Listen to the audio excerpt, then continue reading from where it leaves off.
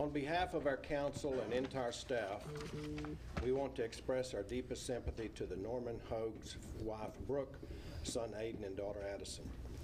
This past Saturday, Councilman Norman Hoag departed this earth for a better place. Norman was an esteemed and respected councilman. He was also a loving husband, father, brother, and citizen of our community that was endeared and loved by all who knew him. Norman was very instrumental in the success Willow Park has experienced these past couple of years. He will be sorely missed, and our thoughts and prayers are with the family. We plan on having a dedication to his service at our November council meeting. Thank you. At this time, it's not on the agenda, but Dr. Susan Bone is going to come up and introduce herself. She's the new Aledo Independent School District Superintendent. Dr. Bone.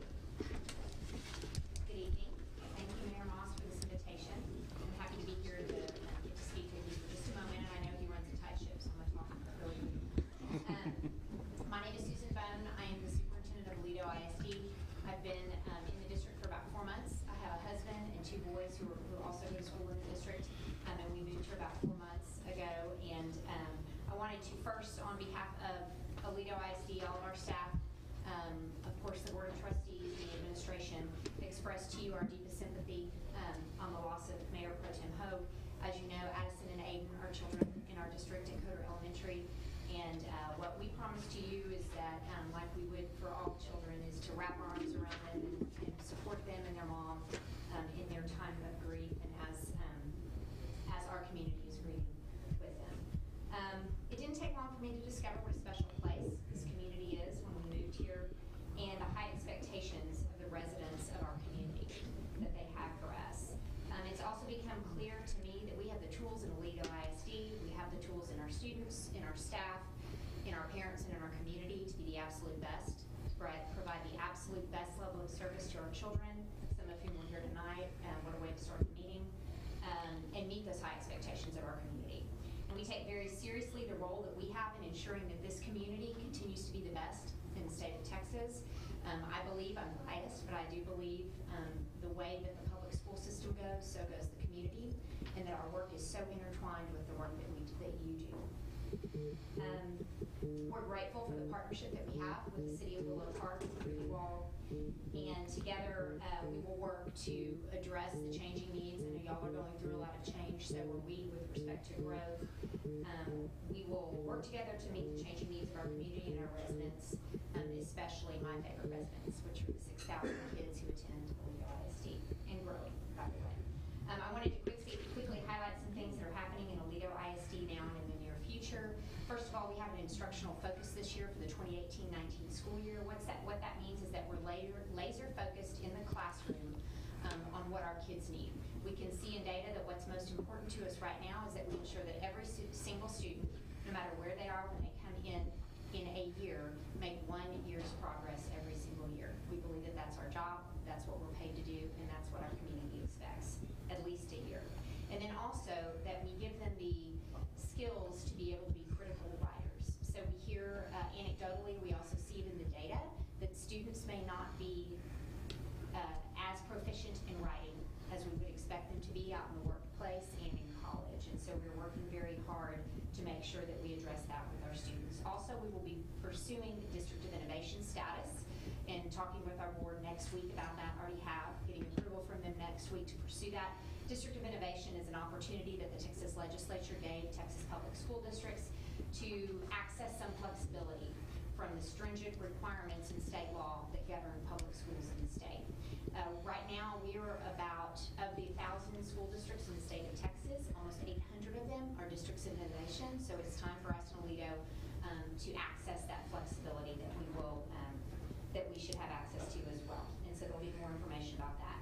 Also, we've convened a local government collaborative, and Mayor Moss and Mr. Grimes have been ready participants in that. Had our first meeting last week. The purpose of that is for us as Aledo ISD and all of the municipalities and the counties that we serve to work together, especially as we look towards the massive growth that we're having. So the point is to work collaboratively together rather than in little pieces, and to communicate regularly about that. That was a very successful meeting. We look forward to the partnership with you all and our other governmental entities as well. And then also also, of course, the story is growth. So we have grown about 400 students this year. We expect to grow 2,500 students in the next 5 years, and then to double in size to about 12,000 students in the next 10 years. So we have demographers who, and our demographic reports are on our website. We shared a lot of that information with the local government collaborative the other day. It's all readily available. We do updates very frequently that would be very useful to you all, of course. We appreciate how you are contributing to that growth and supporting us as we work to take care of all of the students in our care. I would say that the school district does not have an objection to the senior living complex. We believe that y'all are going to be talking about tonight. We believe that it makes sense for us to meet the need of our residents.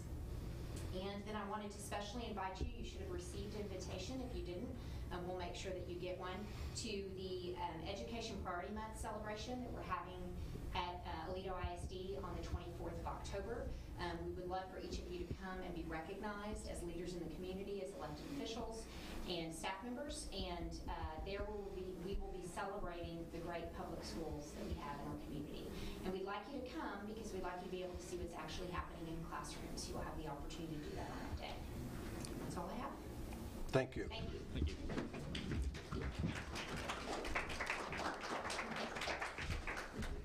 Chief Lenore, you're up.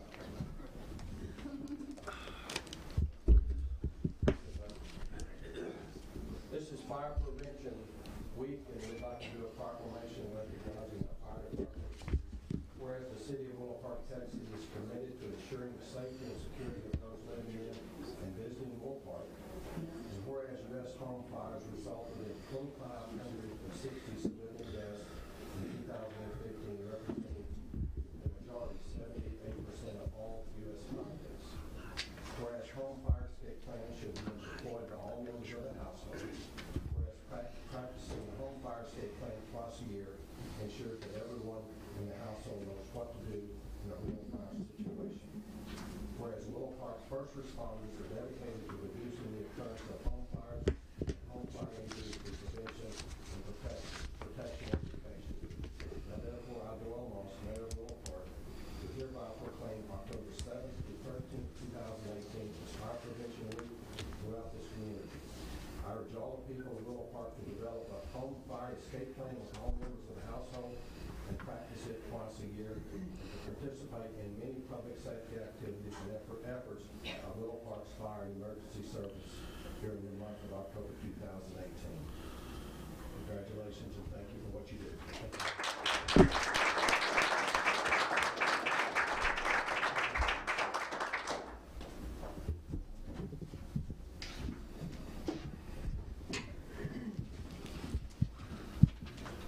Our next segment is public comments. I think we don't have any public comments. So we go to the approve the council minutes of the September 11th and 18th meeting of 2018. Do we have a motion?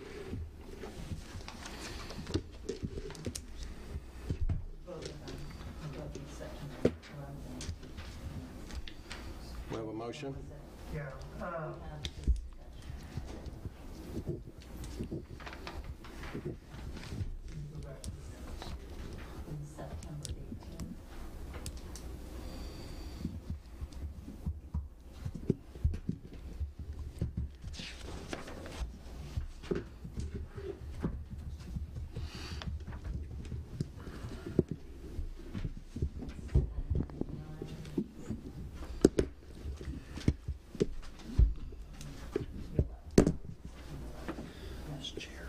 So just one correction on item number 9, the September 11th meeting. So I was a nay on that vote.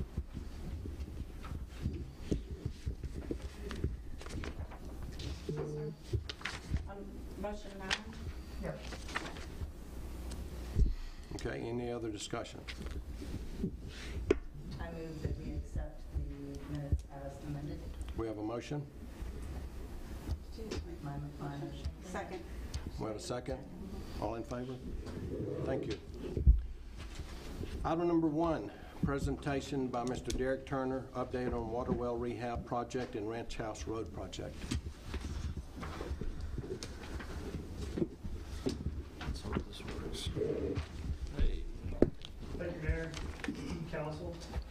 I am going to go over the status of the different projects that we've undertaken to try to address the water supply issues that we had coming into the summer this year.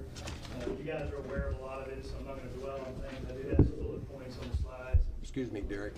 Our next meeting, we should have a TV behind us. We're working on the techie part of this room, so everyone won't have to turn around to that. I just want to let everyone know that. Derek, go ahead. Thank you. You can go ahead and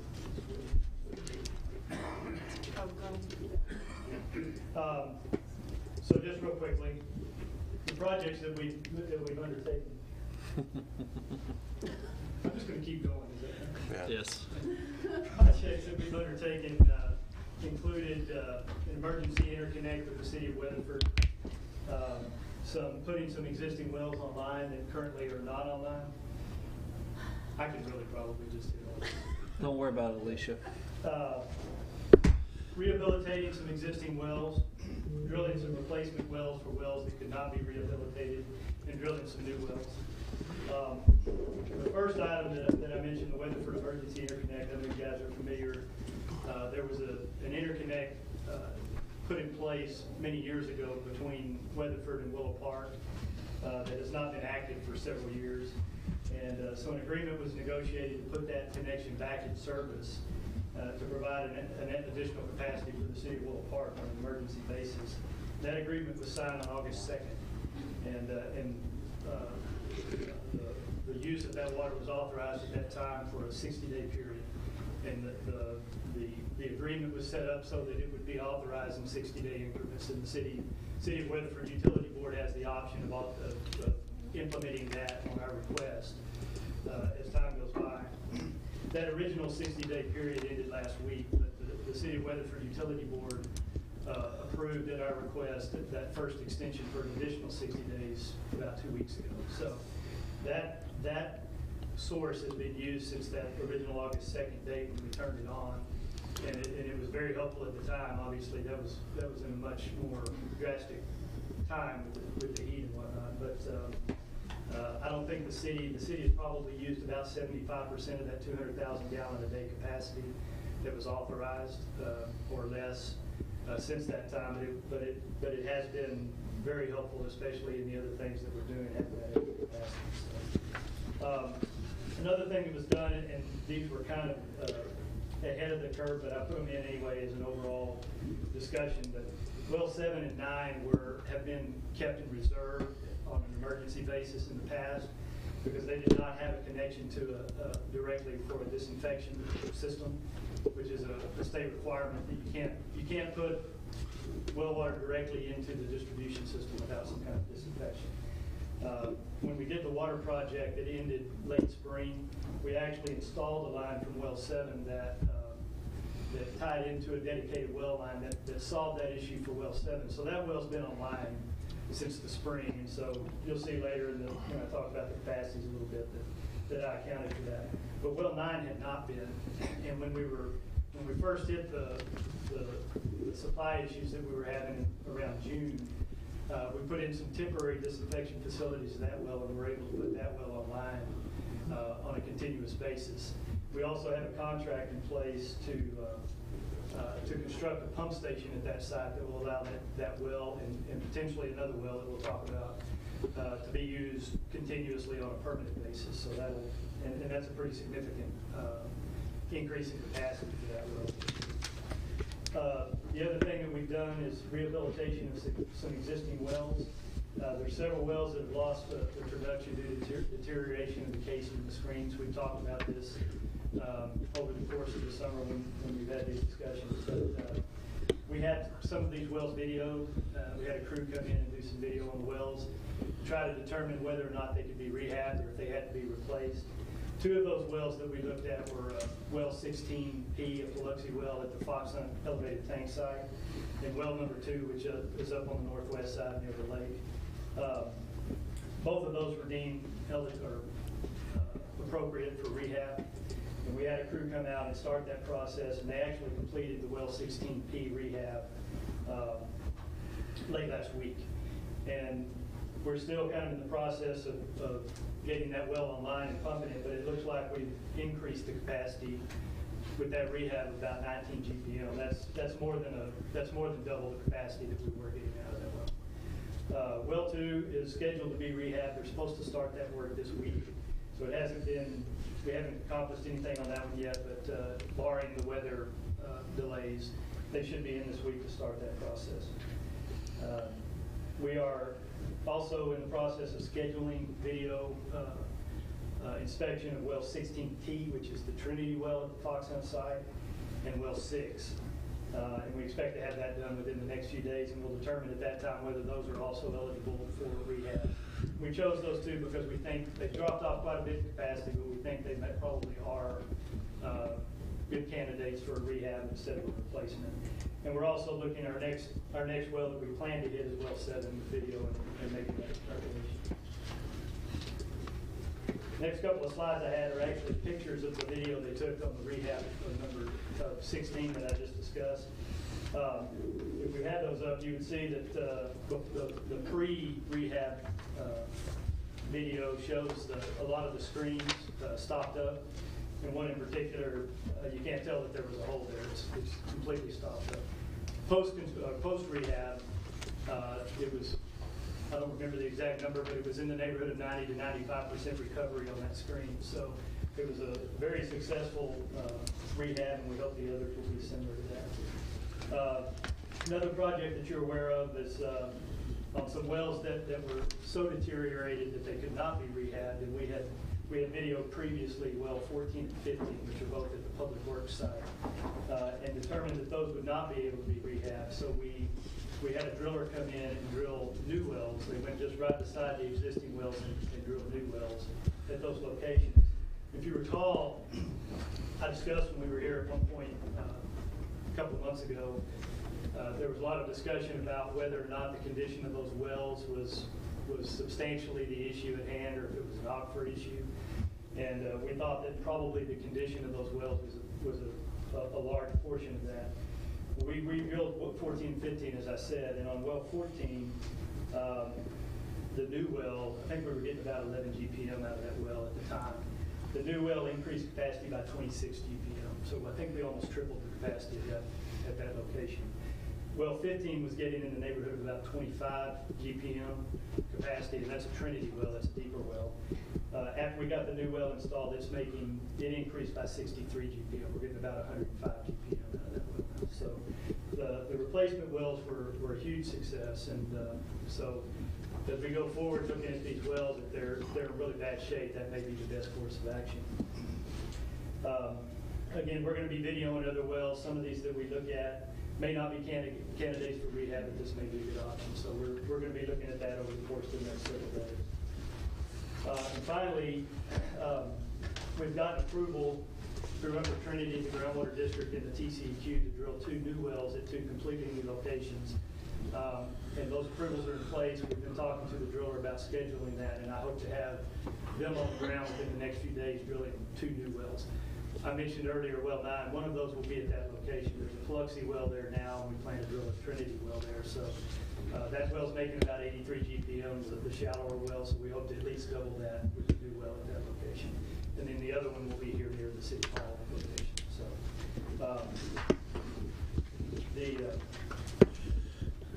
the result of all this, and again, I have a breakdown of that you can see, but with all of the, excluding well 7, since that one was already online when we hit the summer peaks, with the well 9, the two new wells, the rehabs, and the other items, we've increased the daily capacity in the city at about 275,000 gallons per day. So I think we've been very successful. Your capacity before we started that process was about 1.08 million gallons per day. We're now at about 1.36, a little over. So we've still got 3 or 4 more wells to do, plus the 2 new wells. So I think we projected somewhere between 1.75 to 2 million gallons a day for next summer. If you include the emergency supply that we have, then I think we're well in reach of that with what we've got planned. So Are there any questions about the water supply? And this 1.36 is what we're producing. It has nothing to do with the connect with Weatherford. That's correct. Yeah, this excludes the Weatherford connection. That would be 1.5, 1.56 or so if we included that. Is there any projection on the 2 new wells? Capacity-wise, it's really difficult to say. If you look at the 2 Trinity wells we currently have that are producing well 15 is 105 gallons per minute. The other one is around 50.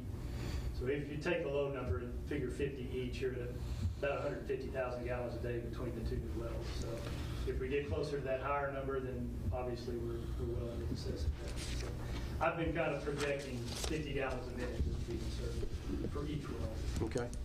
Any other questions for Derek? Yes, sir. Are we looking at putting in some kind of maintenance plan from, so like every 2 years, 3 years, or whatever, to video these wells? Yeah, 2 years maybe a little, on something like that, we're probably talking more like 5 years. Right. But yes, we've got the companies that we've been talking to and been using to video the wells and help with the rehabs. They offer a program of doing that kind of thing. Other people do it too, but we're working on a program to set up for that purpose. This, the presentation will be online, the website in the morning for those that missed it this evening. Any other questions for Derek? Thank you, Derek. Well, we got Ranch House. Oh, yeah, Ranch House. Ranch House. Okay. I'm sorry. Yeah, I think just an update on the ranch house or on the street project.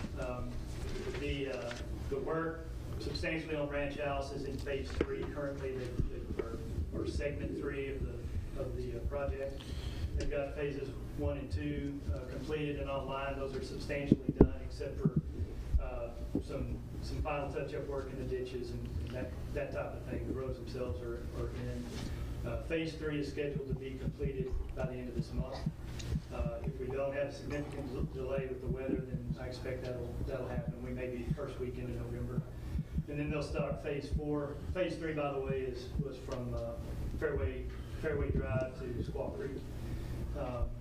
The phase 4 will then pick up at Squaw Creek and continue to the end of the project. So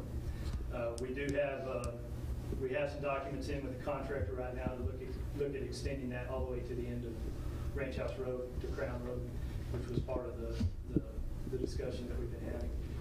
But I would expect that phase 4 to be completed probably from the end of this month, probably another month and a half. So we're looking at probably mid-December. We should be finished completely with the work that was written.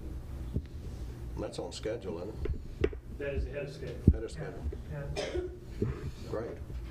Like I said, in spite, and we've had some rain. In spite of that, they've been doing a really good job of staying on schedule. Well, and we had some comments from citizens that they were very helpful in the driveways and they were very accommodating. And obviously, there have been issues from time to time. We try to take care of those as quickly as we can, as far as access and services and that type of thing. But I think they've been doing a pretty good job. Thanks, Derek. Item number 2, to discuss and consider and act on a request to rezone from R1 Single Family District to R3 Multifamily District, 8.08 acres, and C Commercial District, 3.61 acres, 11.69 acres, J. Ozer Survey, abstract number 1029, City of Willow Park, Parker County, Texas, located at 8892 East Bankhead Highway. The public is open in here, and it's 7:28 p.m. Betty. Thank you, Mayor, council members. This zoning change request is submitted for R3 zoning for 8.08 acres of the property and then 3.61 acres. They are requesting commercial zoning for a total of 11.69 acres. This property was annexed in January of this year, and all property comes into the city when annexed as R1 single family residential. The property owner is now requesting permanent zoning. The property is located in Planning Area 5, which is identified in the city's comprehensive plan. This is the far south or southern sector in the plan, and the area is largely vacant at this time with the exception of a large lot residential subdivision on the western edge and a manufactured home western side. The area should continue to be primarily residential. Bankhead Highway within this area serves as the east-west arterial thoroughfare for our community for the south side of Willow Park. And it is currently approximately 60-foot right-of-way. When we address the platting, there will be some additional right-of-way to be dedicated as a part of the plat, because we hope to achieve an arterial with a 90-foot right-of-way throughout the city, and then when we make the connection, that will also allow for traffic off from Alito, even the far western side of Fort Worth, to come down Bankhead Highway, go all the way through Willow Park on the Hudson Oaks into Hollywood. So it is a very important arterial within our plan. There is higher density residential options desired to buffer between the commercial along the interstate 20 corridor and lower density residential neighborhoods. The proposed multifamily zoning would serve as a buffer for the commercial uses, as well as the mobile home park that is down in the southeastern quadrant of our city, or adjacent to the city. It's actually in our ETJ. This comes forth as a favorable recommendation from the Planning and Zoning Commission. You have the zoning application in your packet. You also have a survey plat. You have future land use map. And then there is ordinance number 778-18 that would affect the zoning changes in the permanent zoning for the property. I would be happy to answer any questions you have for the staff report, and then Mr. Chuck Stark is here representing the owner. Any questions before we go to the comments, public comments? Thank you. Maybe I do actually have one. So just to make sure, you show only 2 property owners within 200 foot? Yes, sir. Those are the 2 property owners within the city limits of Willow Park, and they were notified. I think it has the date on the attachment. So we don't have to notify anybody that's not a resident? We notify But the that's- property owners within the city. But we should notify all the property owners that border it, correct? We notify the property owners that are within the city limits. That's what we're required to do. Okay. Thanks. Okay, at this And then, time, of course, the notice I'm of sorry. public hearing was in the paper. Right. At this time, we have a couple of items to read from people that were not here. Yes, Mayor, we have 2 comments, one from Ginger Adams.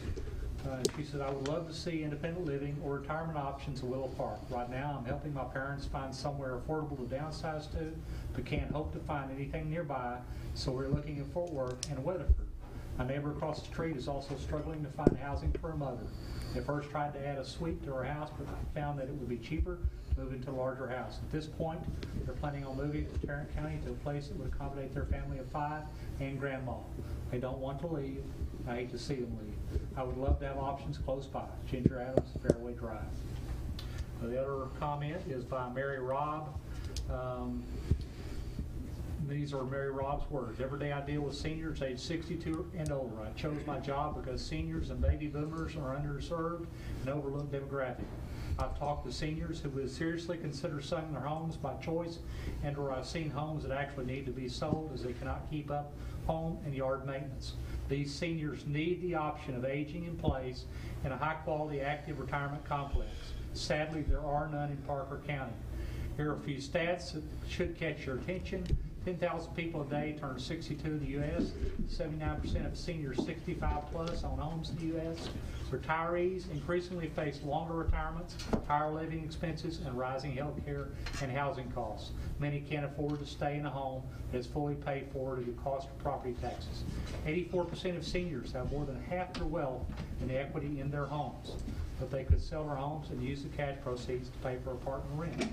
Seniors want to age in place. 70% of retirees will require some form of home health care for a U.S. and Health Services study.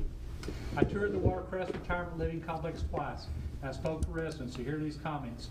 Moving here is the best thing I did for myself after my husband died, because now I'm closer to my son and his family. I moved here with my husband before he died. What a blessing to have a community of friends nearby to support me. Ultimately, I fully support this project as I personally know it's needed. I feel we need to honor and respect our seniors by giving them the option to stay in Willow Park or move here for the peaceful country living that many of us moved here for. Thank you. The next person is KJ Hanna. You have 5 minutes, Miss Hanna. KJ Hanna, my sister and I moved into the Meadow Place Estates in June.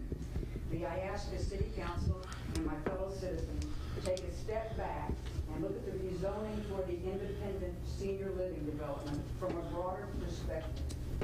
Several hundred years ago, when the natives saw the pilgrims coming over the horizon in covered wagons, pushing their livestock in front of them, I'm sure the Native Americans said to each other, "There goes the neighborhood." 100 years later, when the free-range ranchers saw the pilgrims coming over the horizon with covered wagons full of barbed wire, I guarantee the cowboys shouted, "Not in my backyard." The DFW Metroplex is coming. The urban hordes are coming, and they are not coming in a slow-moving covered wagon, but instead in a stampede. And in my opinion, the worst thing Willow Park can do is to stand in front of the stampede and try to stop it. We need to ask our city council and our administration to ride out to the stampede, cull out the best in talent, the best in technology, the best in residential and commercial development, and welcome them to Willow Park. This independent senior living development is exactly what Willow Park needs. It needs it very much, and it needs it now. The latest 2010 census indicates just under 50% of the residents of Willow Park are 55 years or older. So Willow Park has not only current senior citizens who want to age in place in Willow Park, but there's also the sandwich generation who are caring for their children and their parents at the same time, and they're bringing their families into the Oviedo School District. In addition, Willow Park has little available land left to develop. Willow Park is landlocked, and the only way we have to grow is up. Willow Park must have R3 multifamily housing in order to manage a positive growth for Willow Park. However, Willow Park can only satisfy the citizens' needs if we can get the kind of developers and builders who will take into consideration the needs of Willow Park and our citizens. It seems those currently involved in this development are doing just that. They are listening, they're proposing, they're listening, and then they're adjusting to the needs of Willow Park. And the city government is monitoring the implementation of their sincerity. If Willow Park does nothing but obstruct and resist, we will end up with developers who do not care about the neighborhood in which they build and who will attempt to undermine and circumvent our laws, our codes, and our positive plans for the future. Seems to me that the choice for Willow Park is clear. Either we have the results of a positively managed growth or the results of a scorched earth resistance. In closing, I strongly encourage the current elected officials and the administration to continue bringing only the best to Willow Park, which definitely includes this independent senior living project.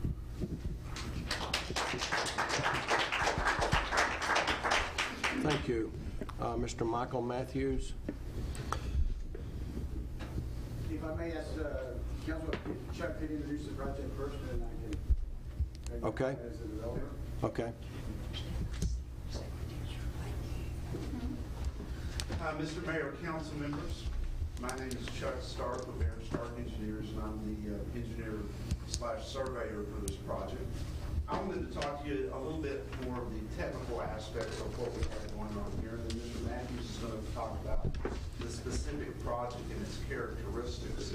I know questions have come up about transportation, utility services, stormwater drainage. That's really what I want to get on. We annexed this just a few months ago. I've been working with staff diligently during the interim to come up with a development plan that worked by the city services. I believe the concept plan that you have in your package does satisfy that. From a transportation standpoint, Benny alluded to that Bankhead will be a major east-west thoroughfare within your city. We recognize that. That's one of the reasons we are requesting the commercial zoning along the front part of this project. That seems most appropriate for such a large street. And we are prepared to dedicate the right-of-way necessary to make our side of the street give the full 90-foot right-of-way. That will be accomplished at the final plat point in time. There is existing water lines in Bankhead right in front of this project, so there's no off-site extensions required. A sanitary sewer would be provided by a privately owned and maintained lift station within the property that would service both the multifamily zoning and the commercial zoning. It would pump to Bankhead and discharge into a sewer manhole across the street near the baseball fields. That would all be installed by the developer and be privately owned and maintained. I think the big topic of the evening is drainage, and if you'd allow me to pull up a board to show you.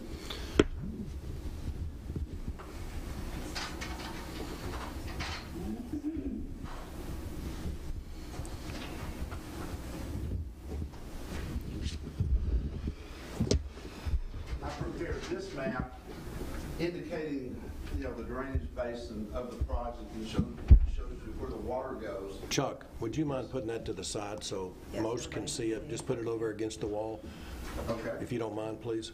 How would you like it? Gary, can y'all see it okay? Yeah. Okay. Okay. The property, the existing topography of property falls east to west. This stormwater that falls within this property will go to the western property line for discharge. There's a platted subdivision that we abut on the western line. The blue area that you see on that is the natural drainage course. Within the platted subdivision, there is a drainage easement that was created at the time that it was platted to receive the runoff from both our property and the property to the northeast. You would see it in the plat of the property immediately north of us that are up on the page, that they also platted drainage easements to convey the water over our property.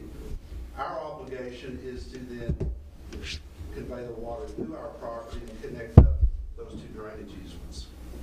Now, our proposal is, in accordance with city ordinance, is as part of this development, we would have to install stormwater detention along that west property line that would limit the post-development runoff of water from the property to be no greater than what currently exists today. That would be called a pre-development condition.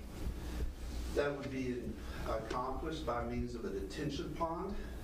It would have an outlet structure that would regulate that discharge of water. It would, I would be the individual responsible for that design, and it would be done in accordance with your city ordinances. You have 1 minute. You have 1 minute. Okay. And reviewed by your staff. What my point is that this project is well serviced with utilities. From the stormwater, we would limit discharge to pre-development levels. And so there would be no adverse impact on any downstream properties. I would answer any questions you have. How do you monitor the detention pond?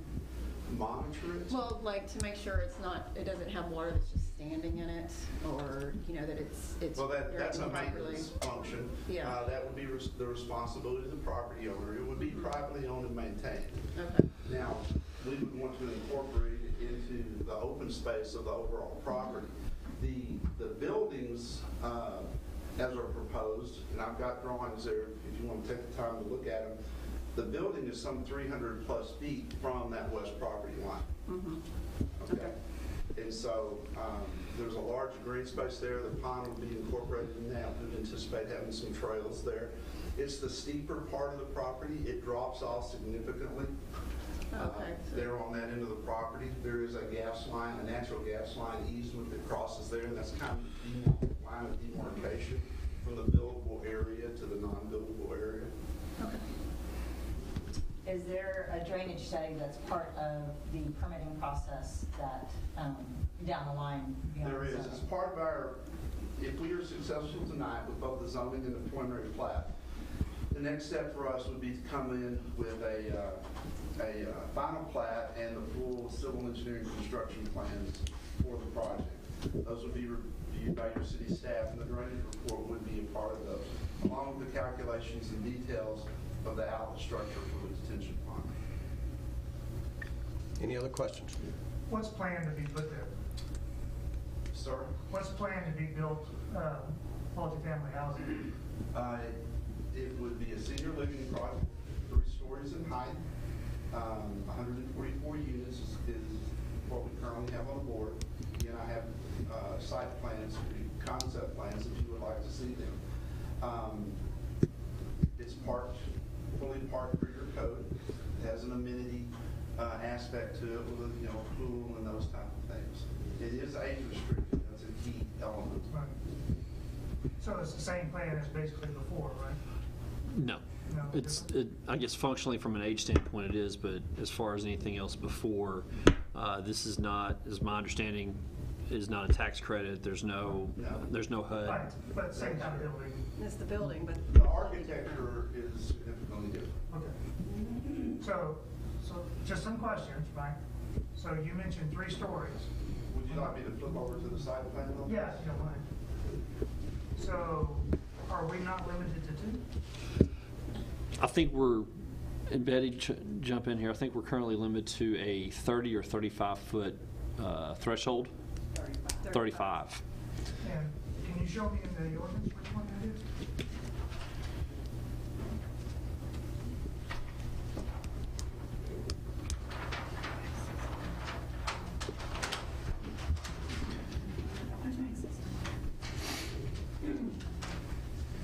This is the current concept plan, and I have turned this on with the topography so it's clear where the steeper areas are. You can see this is the very steep west end of the property. Here's the gas line I alluded to, so it's kind of like the line of demarcation. It's 237 feet to the edge of the paving from the property line, and another 60 or so plus to the edge of the building. So it's 300 feet from the property line to where the construction will start. This is what it would look like, perimeter parking, an interior court with a pool and some recreational facilities, which I'm sure Michael will talk in more detail about. But that is our current proposal. Within the R3, it does limit it to 30 feet, I'm sorry. So 2 stories, 30 wide. Yep. And, 8 units per acre. yes, ma'am. So they would be required, if they are proposing this, to come back with a plan of development for review and approval by the For this City development. Council for this development. Okay, any other questions? Thank you, Chuck. Our next speaker is Ms. Galley. Marcy?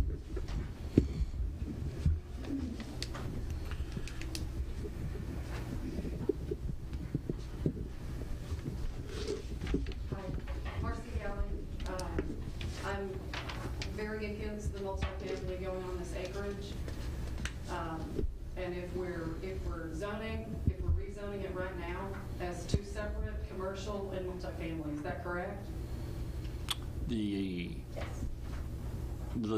But we're not doing it right now as a planned development? Not right now, no. Okay. So if we rezone the multifamily portion, what does that limit us to per acre as multifamily? How many units per acre? Under ordinance or planned development? Ordinance. 8 units per acre. Okay. So on 8 acres, they should only be allowed to put in 86, unless the planned development is approved at some later time.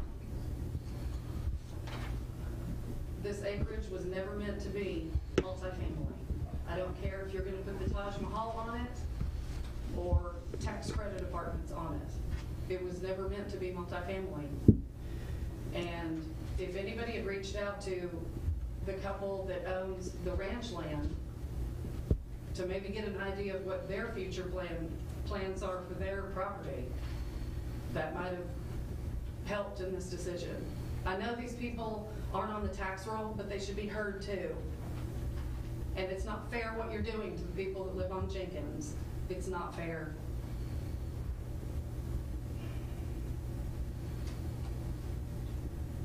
I certainly wouldn't want a multifamily 3-story going in behind my house.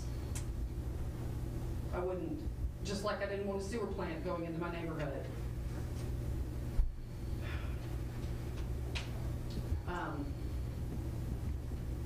These are all large estates that surround this area.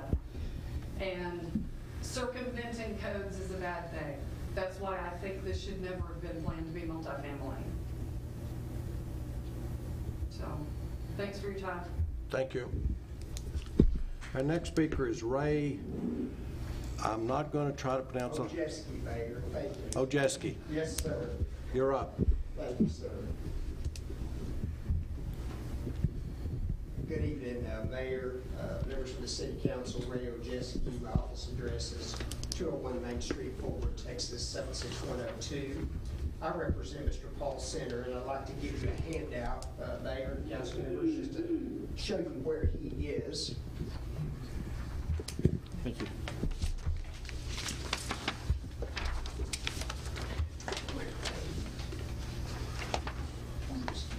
Mr. Center is located just to the west of the property that's being proposed to be developed here today. That's the property. He's in the extraterritorial jurisdiction, or the ETJ, of Willow Park after the annexation of this property. Mr. Center has 2 objections tonight to this proposal. The first has been referenced by the previous speaker. The density of this property far exceeds by more than double what your current ordinance would allow for multifamily development. At 8 acres, 8 units per acre, 64 units would be appropriate here. They're proposing 144. So as you can see, that's almost double what's being proposed under the, or what is allowed under the existing ordinance. The plan that is being brought here tonight with the excess of the height of 30 feet also exceeds your ordinance limits. We would ask that you ask the developer, before you change zoning to R3, to bring back a proposal that's going to satisfy the ordinance first. Then if they want to bring you a planned development and a site plan that would exceed those requirements, they certainly have the right to do that. But tonight, before you change the zoning to R3, we would ask you to respect what is required by the ordinance and then start making allowances as they present reasons for being able to exceed those ordinances, which they are not doing at this point. The second argument would be with regard to the drainage.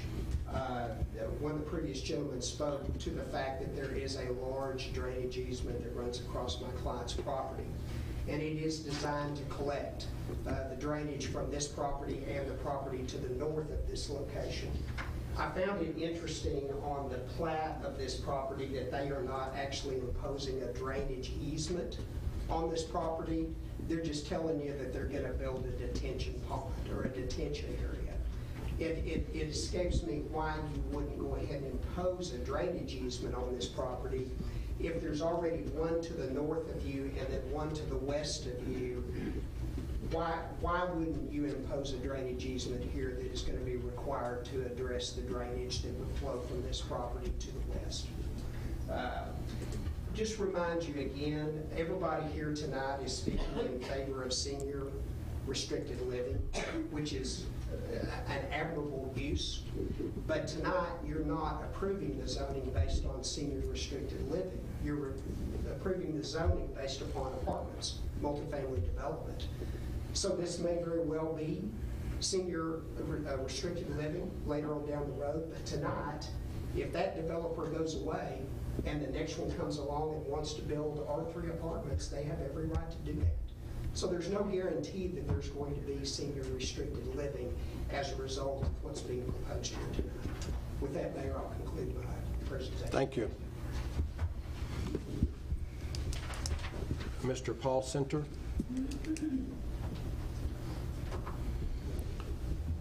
Thank you for allowing me to speak tonight. I'll be brief, but just a few things, just some housekeeping issues. I'm in the ETJ at Willow Park with that property, and I never get notified of any of these meetings. I just kind of go on the internet and try to talk to my neighbors. None of my neighbors are here tonight, Marley, because we don't know about it. And I know Betty said the rule was you have to be in the city limits. Well, I'm sorry, I'm not in the city limits, but we're good neighbors. I've been here for 25 years. I love Willow Park people. I love everybody in Parker County. I shop here. They're all my friends. I mean, why can't we be neighbors and discuss things? We're trying to sneak things by us. That's what we feel. Hopefully that's not the case, but that's the way we feel sometimes. That we're just trying to be, everybody's trying to hoodwink us all the time. And we have to have some neighbor that's a watchdog that kind of tells us what's going on. And please just let us know what's going on. And we would love, and that would make us a lot friendlier, a lot nicer. I totally object to this change in zoning. I do not object to a senior living facility at all. I'm almost a senior citizen myself. And it's just not the right property. Like today when we had the big rain, if you go down on Jenkins Road, you can see a big river right now between my house and Mr. Talley's house and the Wilkinson's house. And it's a major bunch of water draining off there. It comes from Willow Park Baptist Church, Dollar General Store, and goes, you can follow the path. You can put trash there and see it flow down by my house. So people throwing their trash out, it ends up out there by my house. I implore you to do a really strong drainage study, a hydrologist or something. Something needs to be done to retain that water. That is not a good property. It's going to require a lot of earth work. I've walked it. It's just not a good property to build this on. It's terrible. And I know the elders are back there. I bet they know nothing about this. And they're planning on developing their land with nice homes. I have a nice home. It's going to be in my backyard. And like you said, would you like this in your backyard? I bet everybody would say no. And I don't want it in my backyard. I don't mind having something developed that's nice. And if the property owner wants to develop something nice commercially or residentially, I'm in favor of that. I just don't want it to be an apartment. The apartments y'all did on 20 are very nice. Y'all did a great job with that. Why can't, you have great 20 access there. Why can't that be the case? Why can't it be over there? And a senior citizens, the other thing I brought up at the planning and zoning, I'm a physician and I take care of elderly patients, and they require a lot of care. And they call it 911 all the time when they fall down. They fall down a lot. They have heart attacks. They have strokes. There's not a hospital in Willow Park. There's an emergency room that's very good. Willow Park, THR Willow Park's an excellent facility, but it's not a hospital. They don't do surgery there. They don't have an ICU, so you got to transfer them downtown. And that's going to require a lot of your ambulance service to go downtown. That's what I worry about is if someone has a heart attack or stroke, are you going to be able to get them downtown fast enough? Or it's going to require a lot of your service. And I don't know if your fire department is capable of doing 3-story buildings to put out a fire, or if we have enough water to put out the fire. Is that fire going to keep burning and end up in my yard? That's what I worry about, things like that. But I want to be friends with you guys. I don't want to be an enemy. I want to support what y'all want to do, but I think it ought to be something good that'll benefit all of us. And that's all I'm asking. And I appreciate the opportunity to speak. Thank you. I don't think heart attacks are limited to older people either. Our next speaker is Mr. Tim Barton.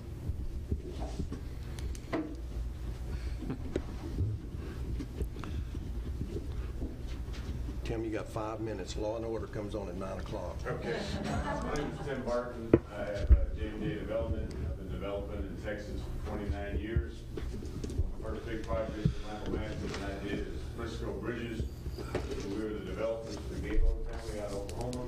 We had a big investment in the city of Frisco, and we spent a lot of time and effort in a community that was growing, that didn't have anything going at that time. It was over 18 years ago. We learned then that we want to listen to what's going on in the community. We want to be a good developer in that community, and we want to build something that long-term we're going to be very proud of. And we've done that in all the developments that we've been involved in. As a developer right now, the hot spots are in Dallas. There are a lot of spots. But we as developers choose to work in communities where we think that our property will bring a benefit to the community. And there's a big need for the senior housing, and that's why, you know, we've worked with the landowner, and we've come up with a plan that we feel does fit this site. And I think there's a little correction. I think it's 18 units to the acre. I don't think it's 8 units to the acre. Eight. It's eight.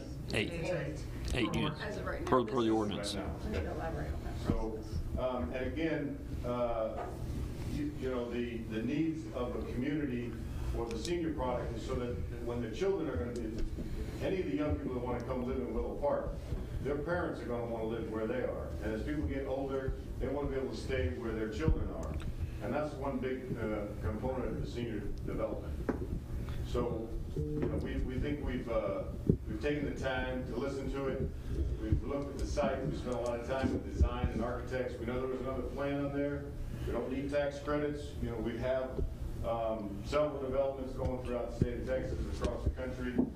We've developed all throughout the United States.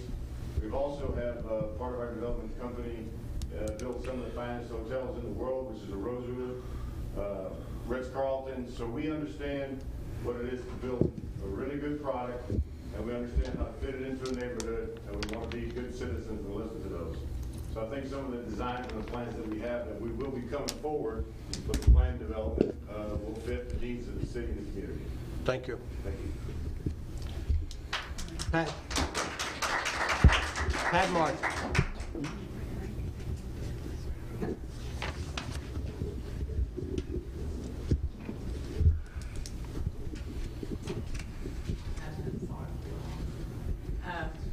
I'm Pat Martin, and I'm also the wife of Jim Martin.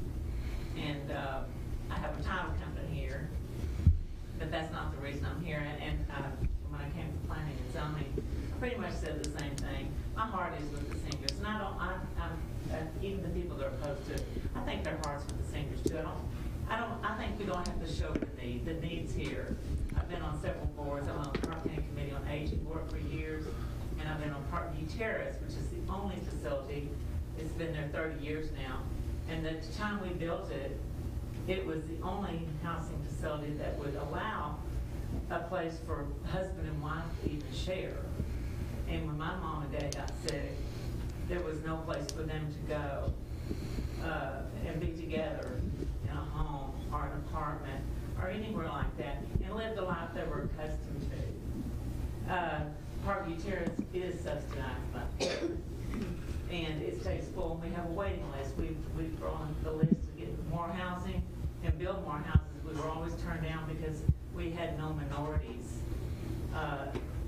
They want a majority to be minorities. And we tried.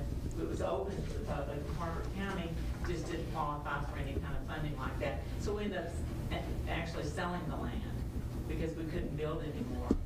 And we keep ours updated there, and I'm still on the board there. So I think everybody knows the need. They have got some more places in Harvard County, but as I do closings on these big homes, and you know, over $1 million homes where people are leaving their homes because they're too big for them. They're just too big. And they want a nice facility to go to. It's not that they can't afford it. They can afford it. They want to play gymnastics. They want to swim. They want to exercise. They want to play bridge. They want to do the nice things. And these facilities, if what I have seen, and I haven't physically been to like most of the people have, but I've been to some like that I would love to go to. You know, of course I'm a social butterfly anyway, so I like to go to places like that. But regardless, I do open my heart to the concerns of the public, and I've been a victim of having something put in your backyard that you didn't want there. But you know, it happens. It happens. Progress happens. If the sewer treatment plant was what ended up in my backyard, but all your sewer came to visit me every once in a while, you know, and it wasn't pretty and it wasn't nice, but there again, it's working out. It worked out, I moved. But no, we retired to the lake. But regardless, this facility is needed, and I think it's going to be a lot better than what it appears to be. And I know that they've taken great pride pride in trying to fix the water drainage. And I actually went over there and I looked and I tried to find everybody's house and do all that, just because from a title company standpoint, we never see the properties and we really see these drainage easements, but we don't know, well, why did they build a fence up here when the property line's here? You go out there and there's this great big old gorge going through the back of it. So I have that appreciation for that too, but I believe with the qualifications that we've seen, that they won't put any more pressure on that. It may end up that it's less the burden than it is now. And that's what we all hope and pray for, is it for to improve everybody's property instead of diminishing the values of the property. So I think that's all I have to say. Thanks, Pat. We have someone that signed it, but we don't have their name, and I can't read their writing. It looks like it may be Clark. Clark? Okay. Then Jim, you're up.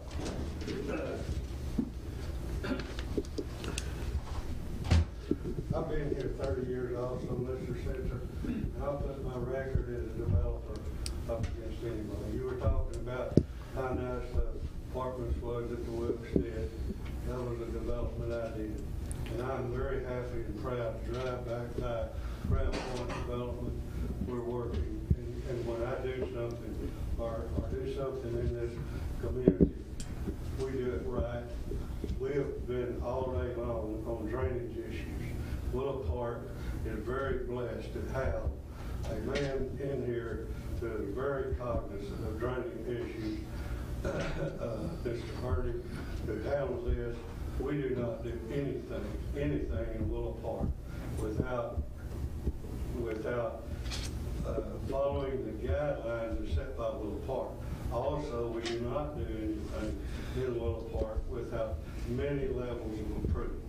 If we have to abide by the ordinances, if it goes more than that, that has to be heard again. And I will say to everyone here that my home was the closest home to nearly 300 apartments. And my wife, we were right next to the sewage treatment plant. There's a man sitting in here that bought my home, and I don't think that those apartments hurt my home, not one little bit, and I'll ask you if you want to stand up. So I don't think that a senior living facility, which we desperately need, 2013, we did a commission report that showed in the senior facility in Willow Park, Texas, an 8-mile radius. And here it is, you're welcome to see it, the #1 need for people in Willow Park, senior citizens, was independent living. It's right there, mentioned by a study done by Healthcare Advisory Group, a well-recognized group that'll tell you what our, and you know, as far as the location, it's close to Brooks's, it's close to emergency care, it's close to pharmacy.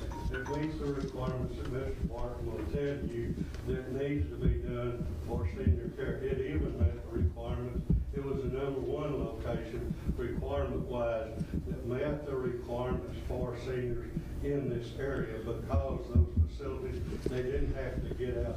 These people are not what you say they are. I've been to many of them. Most of them can drive. They're very active seniors. In some cases, yes, there are older people. I'm 73, but I guarantee you I can drive before you can.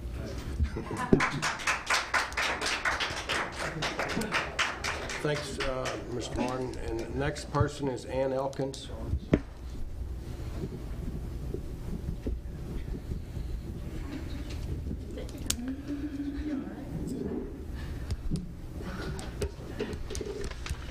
I apologize for my shaky voice. I am 2 weeks out of having knee surgery and then someone broke my tailbone. So I'm not as shaky as I sound. My name is Ann Elkins and I live at 2600 Ranch House Road. We've been here in Willow Park about 2 months. And we moved from Granbury to Willow Park after living in the same house for 41 years. For our retirement, we gave ourselves close access to our grandchildren. The reason I feel like I have a worthy voice to listen to is that for 17 and a half years, I was the administrator at the Estates on Lake Granbury, one of the most luxurious, finest place I've ever seen. for residential retirement for age 55 and up. And when I live a half a block down the street from where this was built on prime waterfront in Granbury. And I went to the city council meeting to oppose it being built because I couldn't understand why they would put something that was going to be a non-taxed entity on such prime property and the city not gain anything from it when my taxes were going up monthly. At that very meeting, I had a woman get up to speak before it was my turn to speak. And the council, as a group, made fun of this woman. Her comment was, the street next to the property was so narrow that she had to put her Cadillac in the ditch to avoid being hit by the delivery trucks, the UPS trucks. And they collectively laughed. And it was a much bigger room, and it was full, but I saw this senior elder of mine visibly shrink, and my heart and my soul took over, and I realized that if our council wasn't willing to stand up and take care of the very taxpayers that they were there to represent, then someone must. Now, these elders that have been here in Willow Park through this wonderful growth, paying taxes to support these fabulous schools, great recreational facilities for our kids, all of that tax money came from somewhere, and they worked very hard for it, and they handed it over freely to live in Willow Park. Why should we have them get to a certain age and have them depart with their expendable income and go spend the rest of their life and their money somewhere else?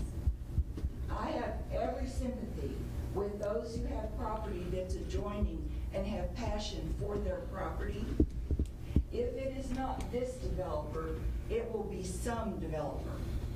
I challenge the council to make sure that every question has been asked and that every problem has been addressed to the satisfaction of everybody involved, because this will be the first and it should be the benchmark.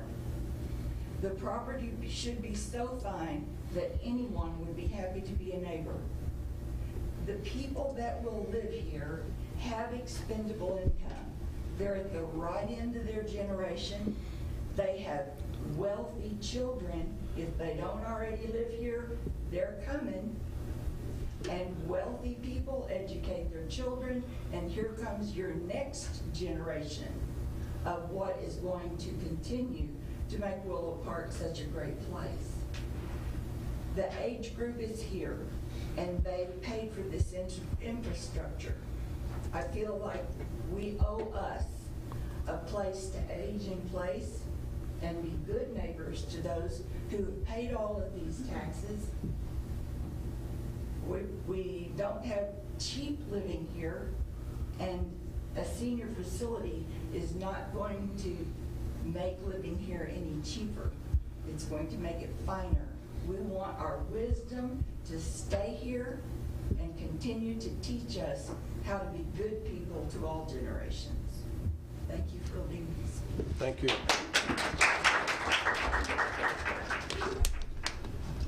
Public hearing closes at 8:14 p.m. Item number 3, to consider and take action on preliminary plat of 11.69 acre tract J. Ozer Survey, abstract number 1029, City of Willow Park, Parker County, Texas. Do we have a motion? Mayor, I'd like to have a discussion on it. Okay.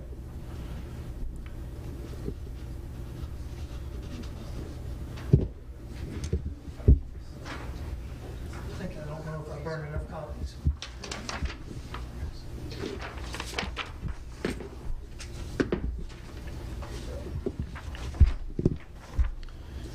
Gary, you got a copy for Betty? No. I'll make a question and share with them. I'll share it with Brian.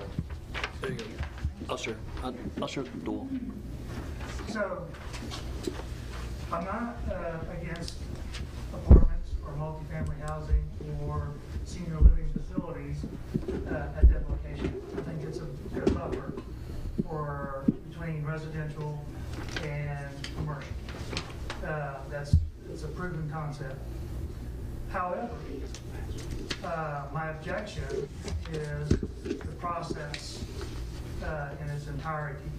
As far as when the property was annexed, we should have updated our land use maps. We should have had some discussion as far as what would be good to go in there. In addition to discussion as to the infrastructure that needs to be there. I talked to Commissioner Dugan today about Bankhead Road and the county's plans for resurfacing and widening it, but that wasn't the case. Their plan is to improve some drainage along the road in addition to making 3 turns. So they're not going to widen it any more than what it already is. They're just going to resurface it at some point within the next year or year and a half.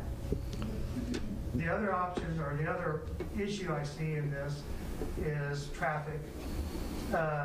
We have the on-ramp there by Brookshire's that needs to be moved east in order to accommodate more in routes into that area. And from Bankhead and in between the service road. I'm not sure TxDOT's plan, other than it's going to be within a year or 2 before that'll happen. Then, of course, our water and sewer. Do we have enough infrastructure to accommodate it? Right? And I think we should have had some discussion and planning before coming to this point. And that's my objection to it. Okay. Any other questions? I do. And Betty might be able to. On addressing the infrastructure, specifically water. It's currently zoned as R1. And from what I've discussed with our city engineer and from what I've, my research, 11 acres worth of R1 housing is going to actually use more water than an apartment complex would, because what uses the most water is irrigation, correct? A single-family residence will normally use, because they have more irrigation water. Normally, the structures themselves, they may have more fixture units, bathrooms, laundry facilities, and all, which in some cases here could be combined. As you said, our city engineer did just kind of a rough analysis or comparison from some questions that were asked. He found a 100-unit senior living, independent living in Azle, and that 100-unit complex, which is a similar facility, had a peak month usage of 204,000 gallons, almost 205,000 gallons, with an average day during that time being 6,700 gallons per day. And he stated at this time, and this was before he gave you the update, that Willow Park our system could produce 1.265 million gallons per day. Now, that has gone up from his report to 1.36.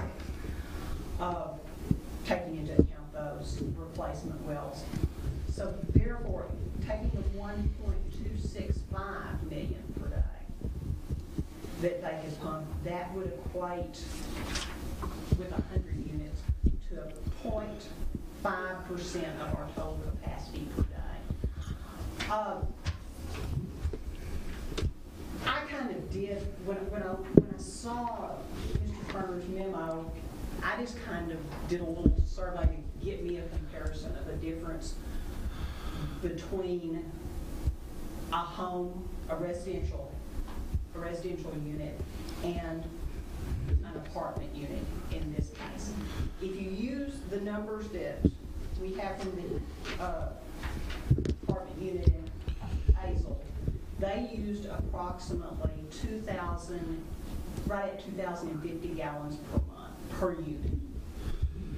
If you take that peak of 204.6. So what I did was I took 5 residents in Willow Park. 3 were the smaller lots, the R5 type lots. And then I took 2 that were the larger lots, that would be the 40,000 square feet. And I took the 3 peak months. I took June, July, and August, so I have a similar comparison. The low consumption was 13,600 gallons per month. And that was one of the R5 lots. The high was 27,300 gallons a month. And that was just an average of the 3 peak months. So, you know, if you take the 13,600 gallons per month for the single family, and this was the R5 lot, versus the 2,000 gallons per unit. And like I said, I was trying to equate the unit, because you will have some combination there, because you're only going to have 1 yard area, you know, that you're going to have some irrigation with. So there is, you know, this type would facility, or the multifamily in this case, if it's comparable to what we had in Azle, would be significantly less in the amount of water usage. So that was just, you know, that was some of the research that we had done on it. I think we've turned the corner on the water. With the rehab, the wells, the new wells we have coming on, I really feel like we have. I may be wrong. Waste treatment, we're diligently working on the waste treatment. I think we'll have an agreement signed with Fort Worth on the water by year end. That's one of the agenda items later on. So I think we've turned the corner on the water. The waste treatment we're working on. The entrance to I-20, Brian and I have a lunch with Congressman Monday about moving that timetable up on that. So all we've got going on, we're proactive in planning for what's coming. So I don't think any of us are dragging our feet. And I just wanted to take a minute, if we can just plug in with the timeline that Derek shared. I don't think I need to, but on our water, you know, we're up to 1.36 apartment unit with the comparable unit in Azle uses 200,000 gallons a day on peak time. We're already up to 1.36, and we've just begun the rehab project. And so we're looking at a significant uptick just within a year's time. The process for this, you know, we're doing zoning, that's the first process. And then we've got the preliminary plat, and we're doing that today. And then between the time of the preliminary plat to the final plat, within that time is whenever we plug everything in, they bring us stuff, and we're like, nope, that doesn't fit with our city, bring it back, et cetera, et cetera. And that process takes, we're around about how long? That's going to be primarily up to the developer. Developers tend to tell me 60 days out, and it tends to be 120 days out. Okay, it's about 120 days. I would say 90 days. Okay, so 90 days. And then until they start construction, because we've got to do the drainage study, we've got to get all that, the grading, any kind of walls that have to be built, all that jazz. I'll give you, Bryce Poole did a development, we did a plan development, about a year ago? Like November, December of last year? December. They have yet to turn dirt. Okay, So this year and a half that we've got on the on-ramp, or the on-ramp being moved, we don't have it set in stone, but say a year and a half. I'm just looking at what our timetable would be here, because the way it feels like everybody thinks it's going to happen tomorrow. And I was one of those people. I was worried, and then until I learned how the process works. And so there's a lot of moving parts to the development. Mm-hmm. To this particular development, there'll be some moving parts to it. It won't happen tomorrow. Yeah. if this is passed tonight, I would assume that we would probably have some sort of actionable item February, March.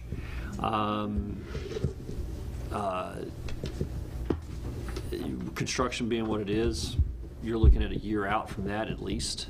And like I said, the development that we approved a year ago still hasn't turned dirt. Yeah. So there's some challenges in construction. I don't want everyone to handicap a developer in the construction process, but with respect to the exits on I-20, that's part of a larger problem. I'm trying to carefully say this. Last conversation Norm and I had was addressing that issue. Last conversation Norm and I had was addressing Bankhead. And that was Friday afternoon. I think Commissioner Dugan's telling you what the plan is. Norm was highly confident, and he's said that in meetings prior, that Bankhead expansion will be part of a bigger county bond project, the next bond project that comes up. That was going to be something that he was going to advocate for. I don't mean to bring Norm into this, but I think it's pretty common that was, as long as it included a roundabout, he was going to be happy with it. The I-20, we had those conversations with TxDOT. I know that Austin is going to address it. I know that Parker County, the district office in Weatherford, wants to address it. I think they're undergoing some management transition over there. But they have all agreed that entry ramp right there at Brookshire's will be alleviated with I guess there used to be a way station there years ago. And that will be fairly alleviated. We've had some funds promised to the city, not from any developer or anybody in this room, but from previous agreements to help facilitate the financing of moving that exit ramp, because that opens up a lot of commercial property. So again, when you're dealing with TxDOT, it could be 2019, it could be 2029. It won't be 2021. So not to cut you off, but to explain the paper I gave you, right? So this is just based off some numbers. 2016, we had a 11.3% multifamily to single-family housing ratio. It went up a little bit to 13.7 for last year. Now, granted, we've gotten some more single-family homes in, but when you add, if you're using the base number from last year, and you add another 140 units, that'll put us over 21% multifamily to single-family. Right? And where I'm going with that, we need to control the, or at least put the multifamily aspect of it in lockstep with our single-family housing growth. And somehow control it, whether it's through ordinance or some other means. But what we don't want to end up, and what everybody I've talked to the past couple of weeks, business owners and residents alike, they don't want to end up where you have a mix of 50-50, multifamily apartments and single-family, high-density homes. I don't think we have the land for that. Yeah, I don't believe so either, but We that's don't. their concern. Yeah, okay, I understand. And to your point, Meadows Place isn't fully built out yet. I can attest to that. Kyle Wilkes, and in fact, I think it's the next agenda item. 72. There's 120 plus single family that's looking to come in here that's going to skew this number. Sure, yeah. Yeah. And that's, And if you give the townhomes that he's going to do as part of it as a multifamily, which I don't think would be. No, they're not. Yeah. I think to Dole's point, you don't have a lot of developable property. I would be hesitant to put anything along the I-20 frontage without having some sort of buffer like Kyle does with the shops or the hospital or whatnot. But I see your point of 50% is pretty high. I think that number changes a lot and looks a lot different 24 months from now than it does. And that's the whole idea, is to keep it in check, right? Yeah. You know, and then the number, I mean, everybody I talk to, you know, the number one, they're not against senior living, they're not against multifamily, they're concerned with infrastructure. And we are also. And I mean, I have pause. I should say I had pause in the summertime. I'm very confident in the rehab project that we're doing. We think you're doing great. Well, that's good. But I also know that Fort Worth, the $3.5 million GPD on top of the 1.7 to 2 million that we have, that would meet any sort of demand that we're going to. I mean, because you're landlocked. Right, I mean, and I agree with that. Yeah. Wholeheartedly agree Yeah. with that. It's just the timing. Yes, and I think, you know, Fort Worth water, I think you can probably factor, I'm still hearing December 2020, which means I've got 2 more summers to get through. I take your point. I don't know what kind of stress it's going to put on the system, and it's not going to be an exacerbated stress after the Fort Worth water deal gets here. Fair enough. Any other questions? I wanted to say one more thing. I believe it's very important that we make sure that the public understands that this is not subsidized housing. It is not housing that would bring in more children to put a strain on our school system. That's very important to delineate here. Yes. Thank you. Any other questions, comments? One last question for Brian. Yes. So, if they're talking about doing a planned development, right? Mm-hmm. Why are we rezoning to R3 instead of planned development? The petition was to go to multifamily and not a planned development. That was the choice of the developer. To pursue that. That was the petition that's brought forth. Sure. All right. Any other question? Do we have a motion? Item number 3. I move that we take action on preliminary plat of the 11.69 acre tract of the JOs or survey abstract number 1029, City of Willow Park, County, Texas. Can I make a point of order? We did not take action on. Oh, we didn't do the zoning yet. Yep. Yes. On item number 2, That's take right. action on 778-18 rezoning. Preliminary plat and the rezoning of Mayor, separate. Pat, is that Mayor a asked for a motion and no one made a motion. Oh, that's right. He read 3 when he asked for a motion. Yeah. Okay. So We need to go back up to the city. Item number. Thank you, Leo. Thank you. we haven't discussed. Pat, is 2C and 3 redundant? No. Okay. I'll say let's go back to item number 2. Take action on ordinance number 778-18. Do we have a motion? Oh, okay. I see what you Make a motion that we take action on ordinance 778-18, rezoning property from R1 single family to R3 multifamily and commercial district. Do we have a second? Second. Any other discussion? All in favor? 2. All opposed? Thank you. Item number 3, we'll get it going here right in a minute. To consider and take action on preliminary plat of 11.69 acre tract, abstract number 1029, City of Willow Park, Texas. Do we have a motion? I move that we take action on preliminary plat of this 11.69 acre tract of the JOs or survey abstract number 1029, City of Willow Park. Do we have a second? Second. All in favor? All opposed? Thank you. Item number 4, to consider and take action on a request to rezone from PDHR Plan Development Horse Racing to R5 Single Family Medium Density District, 11.17 acres, John Froman Survey, abstract number 471, City of Willow Park, Texas, and being a portion of Lot 1, Block 2, Trinity Meadows Edition, City of Willow Park, Texas, located on the northeast corner of Meadow Place Drive and Kingsgate Road. Betty? Thank you, Mayor. Sorry? Yeah. I'm sorry, open public hearing at 8:34 p.m. I'm sorry, thank you. This property is what we are calling Phase 2 of the Meadows Place addition.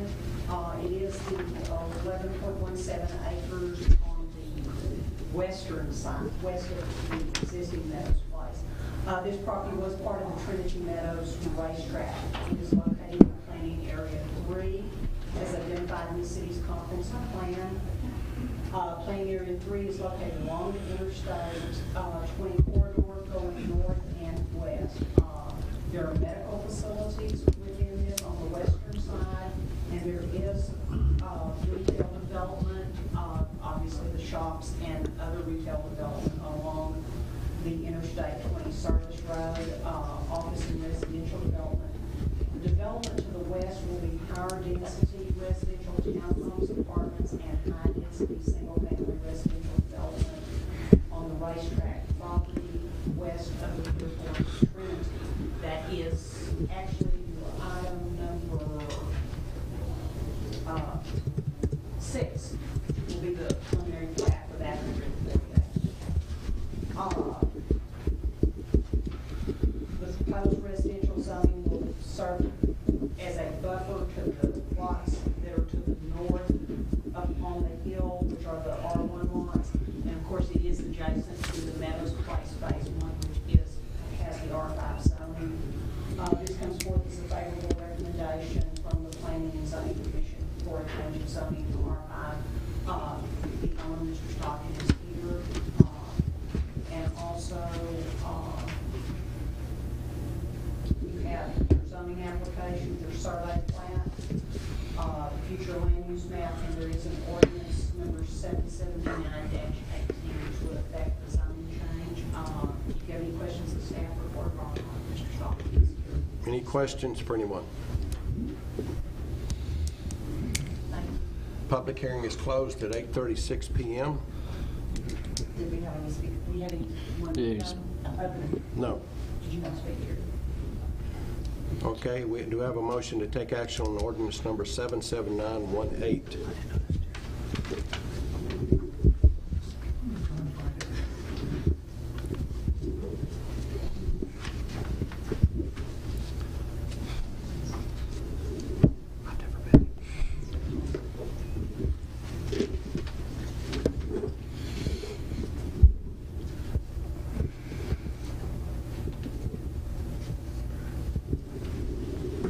I'll move that we take action on ordinance 779-18 to change from PD, a trial plan development horse racing to R5 single family medium density residential district. Do we have a second? Second. Any other discussion? All in favor? Thank you. We're taking a potty break at 8:37 p.m. No, we don't need a motion. I'll call Linda and tell her to DVR law and order. Well, and see, I don't even that's what we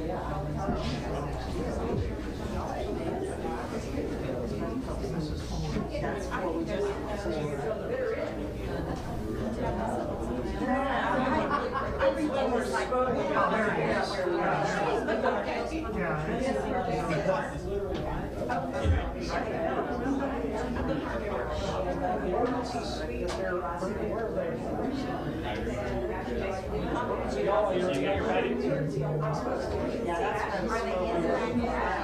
Yeah, that's there. I just couldn't see it. The actual.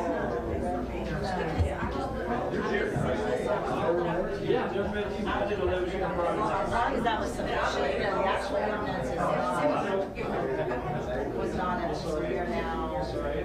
I don't have. No. So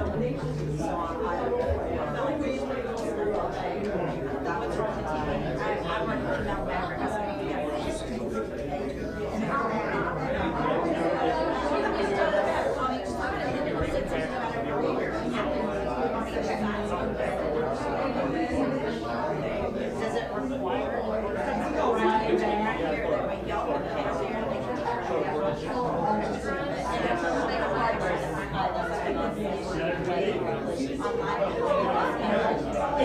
Well, I'm saying, does it change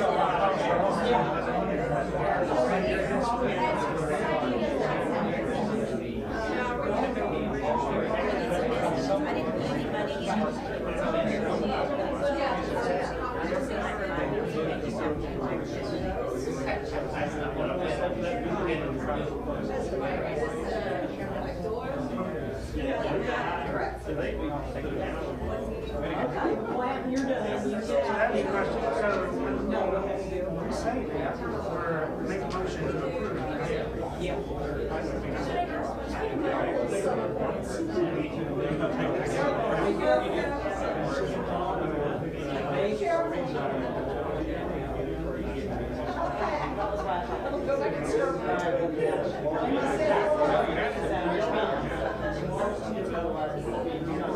Did you say approve ordinance number?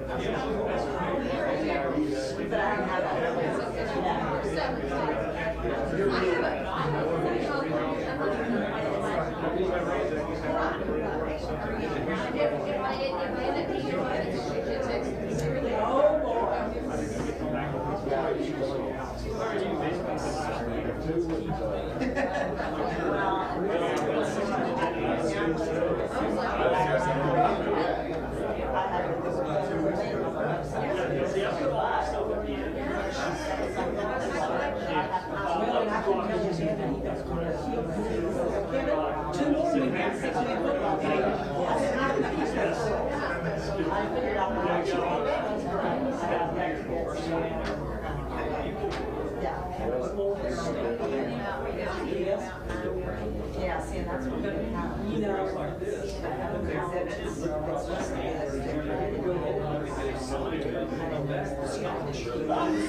It's kind of funny, the older people, you know, this time, they go to do my review, and it takes 30 years to Mr. Bernie, how's things going?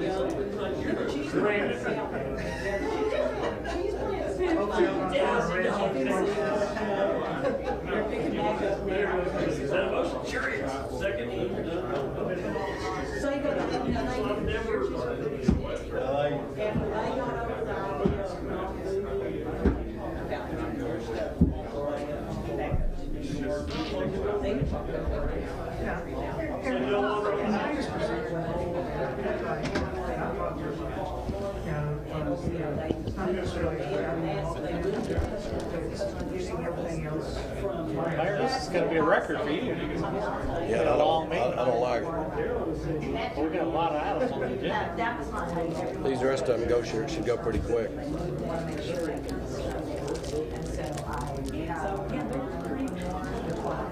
Well, we have this Hudson Oaks agreement. I got it today.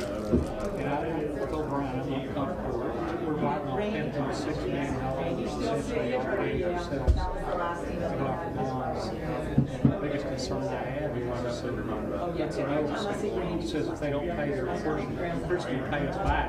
If they don't pay their portion, we disconnect them. What if they decide to change their mind? We want to buy off $10.6 million. Pay it all out on themselves. Is that what it says? It says they have the right to essentially. It doesn't say they have the right. It just says that it doesn't have enough heat to bring it. So I want to make sure I should tell Brian I need to rework. I just got this today. That's okay. So anyway, just to make sure we're going to buy off that kind of debt. And I don't want to squeeze that person back.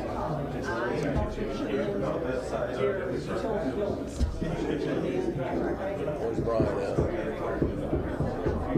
You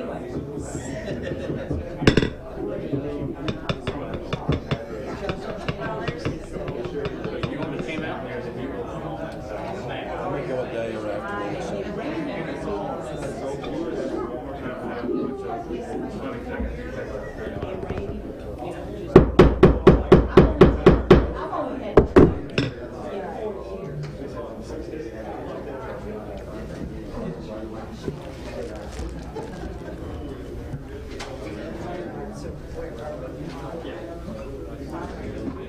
I know, it's a big jump up again. Shut up. Time to go. Time to go. Talk fast. Now we'll move on. Oh, I need to. Where'd Brian go? There you go. You want a copy of the? Yeah. Thank you, Mr. Mayor. Meeting reconvenes at 8:44 p.m. Item number 6, to consider and take action on a preliminary. Oh, we just did, I'm sorry, I'm sorry. Okay, I'm sorry. Number 5, consider and take action on preliminary plat of 11.17 acre tract, John Froman Survey, abstract number 471, City of Willow Park, Parker County, Texas, and being a portion of Lot 1, Block 2, Trinity Meadows Addition, City of Willow Park, Texas. Do we have a motion? I'll make a motion to approve the preliminary plat for Middle Place Estates, Edition Phase 2, being 11.17 acres of land. John Froman Survey, abstract number 471, City of Willow Park, Parker County, Texas. Do we have a second? Second. Any other discussion? All in favor? Gosh almighty, thank you. Item number 6, to consider and take action on a preliminary plat of a 140.302 acre tract, A. McCarver Survey, abstract number 910, W. Franklin Survey, abstract number 458, Henley Survey, abstract number 619, M. Edwards Survey, abstract number 1955, J. Froman Survey, abstract number 471, City of Willow Park, Texas, City of Willow Park, Parker County, Texas. Betty. Yes, sir, thank you, Mayor. WPD Trinity LLC is the owner of this property. Ordinance number 740-16, adopted October the 25th of 16 and passed by unanimous vote of the council, created the planned development district zoning for this property. And you have that, it's the very last page of this agenda item. That established the zoning for this property. What you are considering this evening is a preliminary plat for this 140 acres. Phase 1 of this subdivision will be 72 single-family residential lots. There are a total of 97 single-family lots that are authorized through the PD. And Meadows Place Drive, which is a 60-foot right-of-way, will be extended from Kings Gate to the northwest in the subdivision. It will terminate at this point in time with a temporary turnaround. Eventually, it will be extended, and you can see it on the plat. It will be extended back to Crown Road. But the first phase will terminate with that temporary turnaround. The residential lots will front on 6 cul-de-sacs that are proposed within the subdivision, and you can see on the preliminary plat. Bridge Street will also be constructed, which will get you back to the area of the not the shops, but the other commercial development adjacent to Shops Drive. And you can see, it's really hard to see, and we get a larger copy, but if you look at the plat, you can see Bridge Street, which is just to the northwest of Block 9, which is a 10.29 acre tract. But Bridge Street will go from Meadows Place Drive back to the river, back across the Clearpoint to Trinity. So that will give us an alternate access point for these lots at this time. And then, of course, when Meadows Place is extended, water and sewer service will be provided. City water and sewer. You have a 12-inch water main in Kingsgate that will extend to Meadows Place Drive and through the subdivision.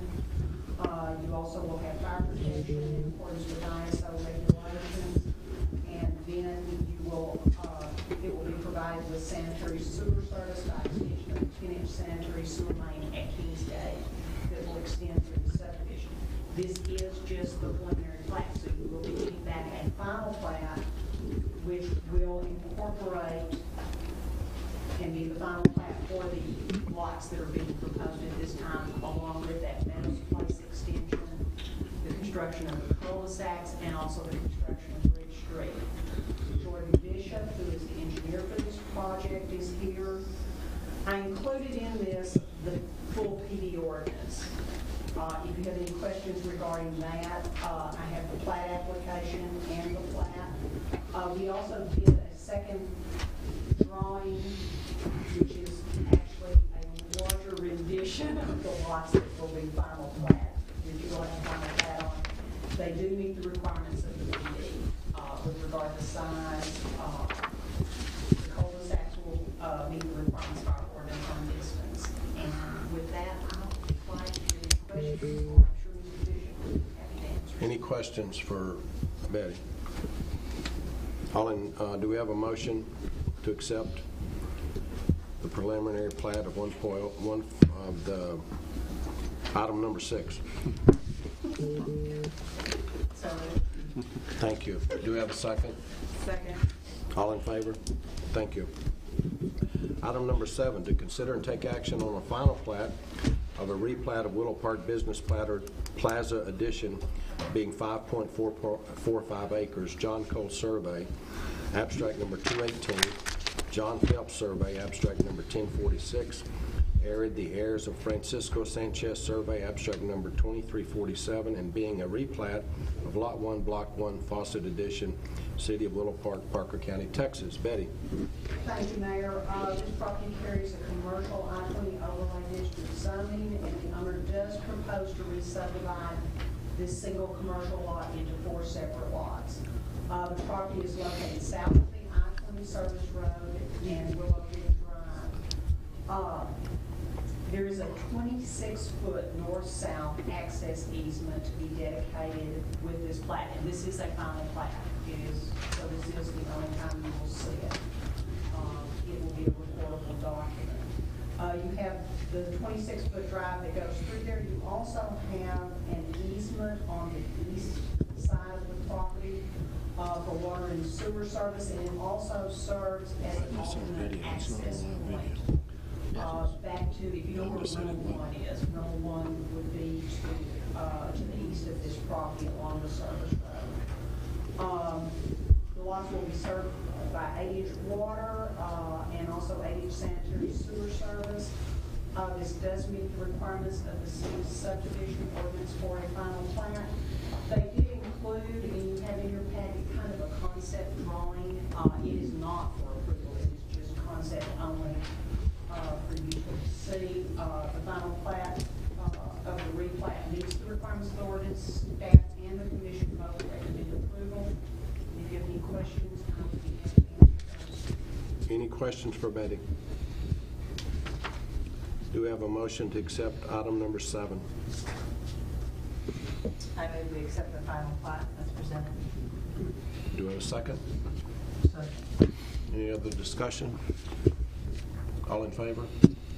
Thank you.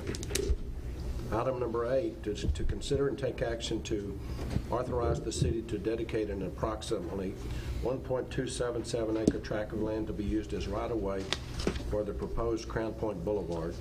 Authorize the city to accept the dedication from the Willow Park Baptist Church of an approximately 1.54 acre tract of land to be used as right-of-way for the proposed Crown Point Boulevard.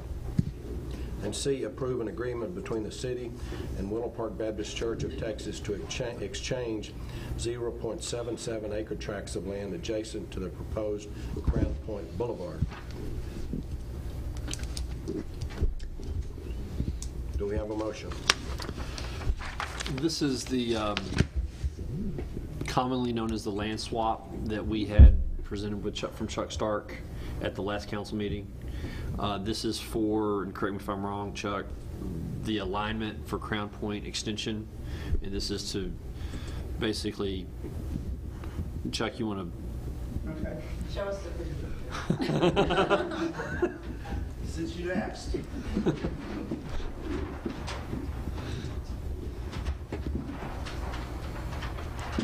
There's really 2 items rolled into one there on that agenda item. Again, if you would look at this, the green portion, or shading, is the proposed alignment of Crown Point Boulevard.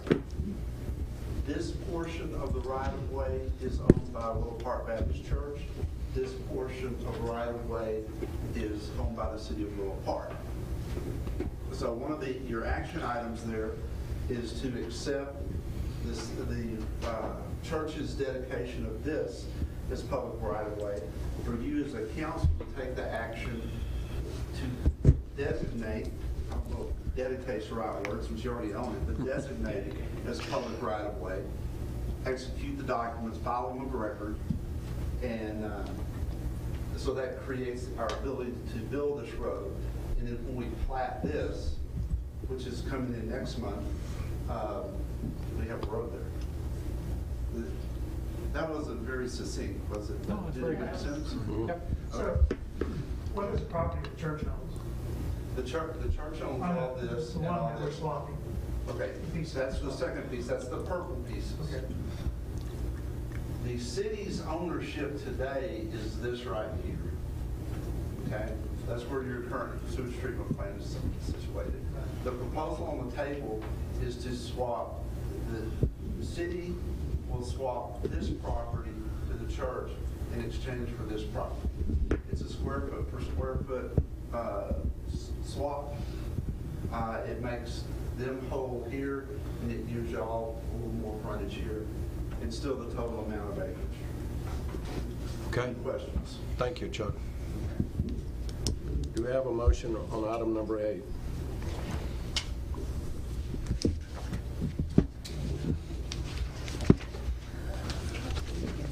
You can make 3 separate motions if you'd like. Yeah. Pardon? 3 separate. Yeah. Okay, that's what I was trying to figure out. You want to get your turn? No. Okay, I move that we authorize the city to dedicate approximately 1.277 acre tract to be used as right-of-way for proposed Crown Point Boulevard. I move that we authorize the city to accept the dedication from Willow Park Baptist Church of approximately 1.154 acres of tract of land to be used right-of-way for the proposed Crown Point Boulevard. And I approve the agreement between the City of Willow Park City and the Willow Park Baptist Church of Texas to exchange 0.77 acre tract of land adjacent to Crown Point Boulevard. Thank you. Do we have a second? Second. Any other discussion? All in favor? Thank you. Item number 9, to consider and take action to retain an audit firm for fiscal year 2017 and 18. Jake, you're up. All right, so. You got 30 based seconds. Very quick. Basically, per our policy, we had to get a new audit firm this year. The current auditor had been there, I think, 4 years. 5 years. So 5 years, so we were required to send out a bid. We sent out 6 bids to various firms within the area. We got 3 back: Clifton, Larson Anderson, McCollum Jones, Gallup-Fullerton. The recommendation was Clifton, Larson Allen. The reasoning on that, number 1 was fees compared to the Gallup-Fullerton. It was significantly cheaper, almost half of what it was that bid. And then compared to McCollum Jones, really it came to an experience on that. The Clifton, Larson Allen, when you look at some of the audits they did, they had a lot more small cities or cities the size of Willow Park, and so that they had a little more of that niche compared to some larger cities, and so they kind of know some of the nuances. I'm aware of the firm. They're a national firm. They have a good reputation. They're coming out of Fort Worth, this particular group. So that was kind of the recommendation that we proposed to approve them as the auditor for this fiscal year. Any other questions for Jake? Do we have a motion to accept item number 9? I'll move that we accept item number 9. You need to name the firm. Yeah, okay, where is it? Clifton Larson Allen. I move that we use Clifton Larson Allen. as our new audit firm. Do we have a second? Second. Any other discussion? All in favor? Thank you. Candy, is there any coffee on? There's always coffee on. You make it by the cup. I'm looking at Amy. Item number 10, to consider and take action on an interlocal agreement for funding, construction, and maintenance of water supply facilities between the city and the city of Hudson Oaks. Mr. Grimes. This is probably the first of the last steps for the Fort Worth water agreement. This is an interlocal agreement between us and the city of Hudson Oaks. The city of Hudson Oaks has not adopted this agreement, but they drafted the agreement that you have in front of you. I think Pat may want to make a couple of changes here in a second, but the general overview is, and it's always been the same thing that we've had for about a year now, is the city of Willow Park will assume 52% of the assets, 52% of the water, 52% of the pipe, and all those other things. And that 52% of the water take is actually 3.5 million GPD, so that's not in totality.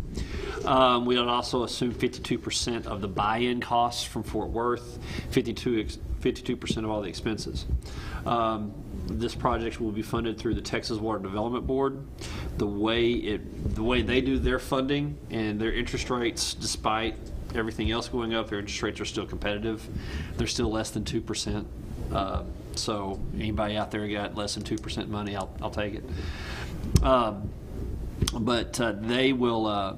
They only have one lead applicant, and so when we were negotiating with Hudson Oaks, Willow Park decided to take the lead on this project because it is valuable to us. So we will assume the roughly 10.6 to probably about 11 million now.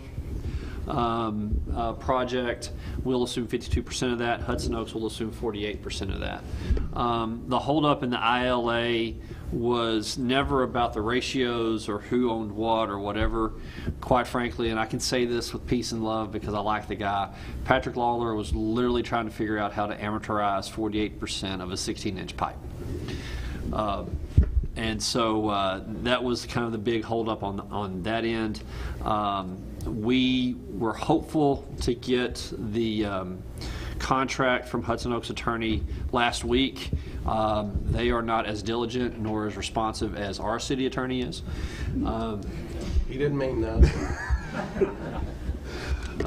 And so we got the contract this morning. Pat and I did kind of a deep dive on the fly on this thing.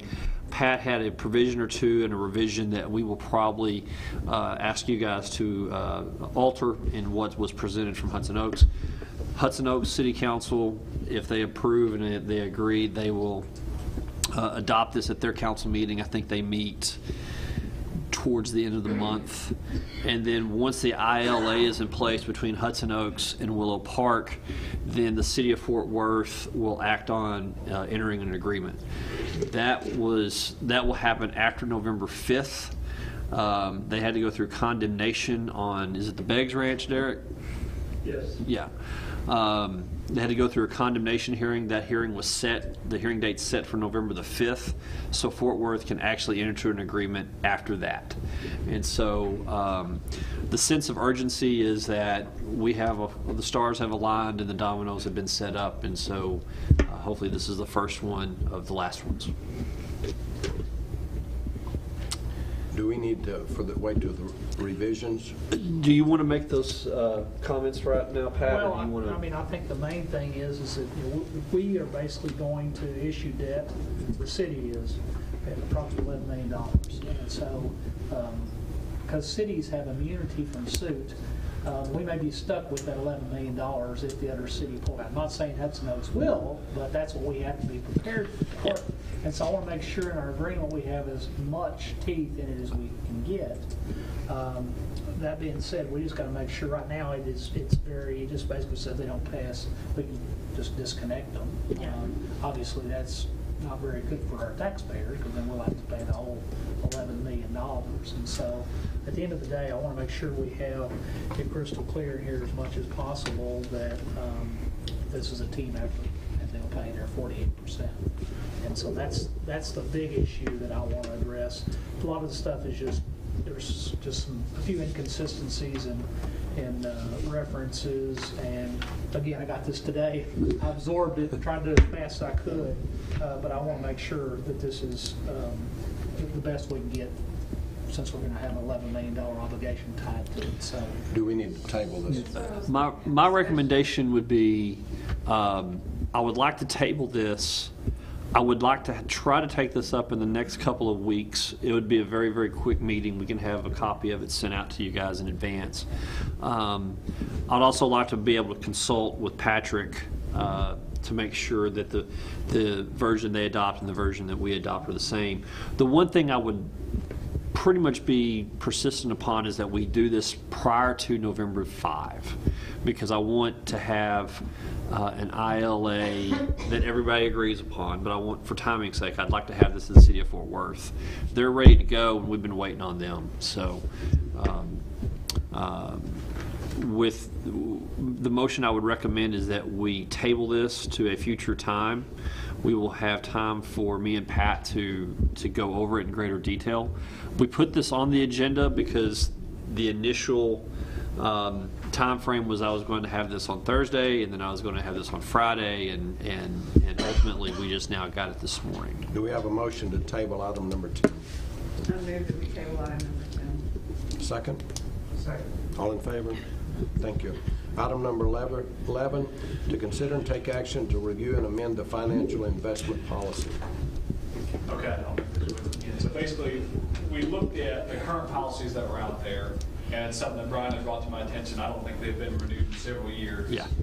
And really look and see, okay, do they still meet the current operating condition of the city? And so we made some changes to within the funds and the designation of what's the minimum, what's the maximum, how much money makes sense to have in there, and what's needed. And a couple of goals, one is transparency within the funds, and it's to see, okay, within the operating account, you know, I always go through the bank accounts and everything with you guys, and so within that operating account, how much money do we want in there? How much needs to be in there, both the minimum and the maximum?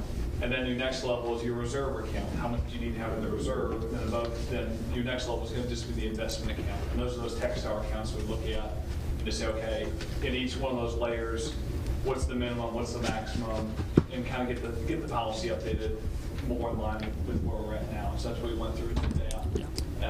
And I believe you guys have a copy of that. And we looked at the numbers currently and looked at the days to see dollar amount, where are we going to be at, and make sure we're in compliance with that, and also to revisit it every year and to make sure, are we within the policy? Do we need to move money, you know, and that type of thing. And so we're going to keep an eye on it now to make sure that we are, and we have money that's being spent, or we're letting you guys know that, hey, we're above the maximum here, and obviously we'll make sure where we're getting close to the floor, we bring that to your attention as well. So that's not the issue now. Yeah. Do you have a motion to accept item number 11? I move that we accept the financial and investment policy as presented. Do we have a second? Second. Any other discussion? All in favor? Thank you. Item number 12, thank you, Jack. To consider and approve a change order to delete ribbon curbs and other related items from certain side streets on the Ranch House Road project. Derek. Thank you.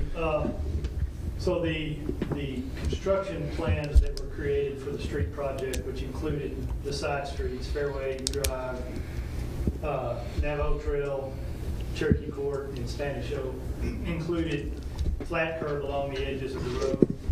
Those plans included the complete reconstruction of those streets as well, and the driveways along at all the residences. When we did the change order, when we accepted the bids, we pulled that reconstruction out of that contract and gave it to the county under a separate agreement to redo those roads.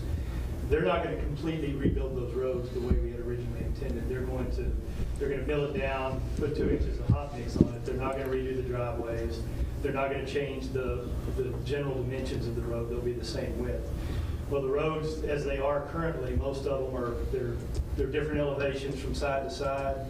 They vary in width from one end to the other, so they're very inconsistent. So my concern was that putting ribbon curb on these streets without the total reconstruction, and especially the driveway reconstruction, was going to result in something, if you stand on one end of it and look at it, it's going to be doing some really weird things visually, and also up and down, and probably more important that these driveways, because we're going to have to go down and match the existing driveways, it's going to change the profile of that street, and it's going to cause potential that we could have drainage backing up at those driveways or even going down the driveways toward the houses. So it was my recommendation that we take it out. It probably should have been done when we first did the change to go to the county, but it'll be a significant savings cost if we take it out at a little over $100,000.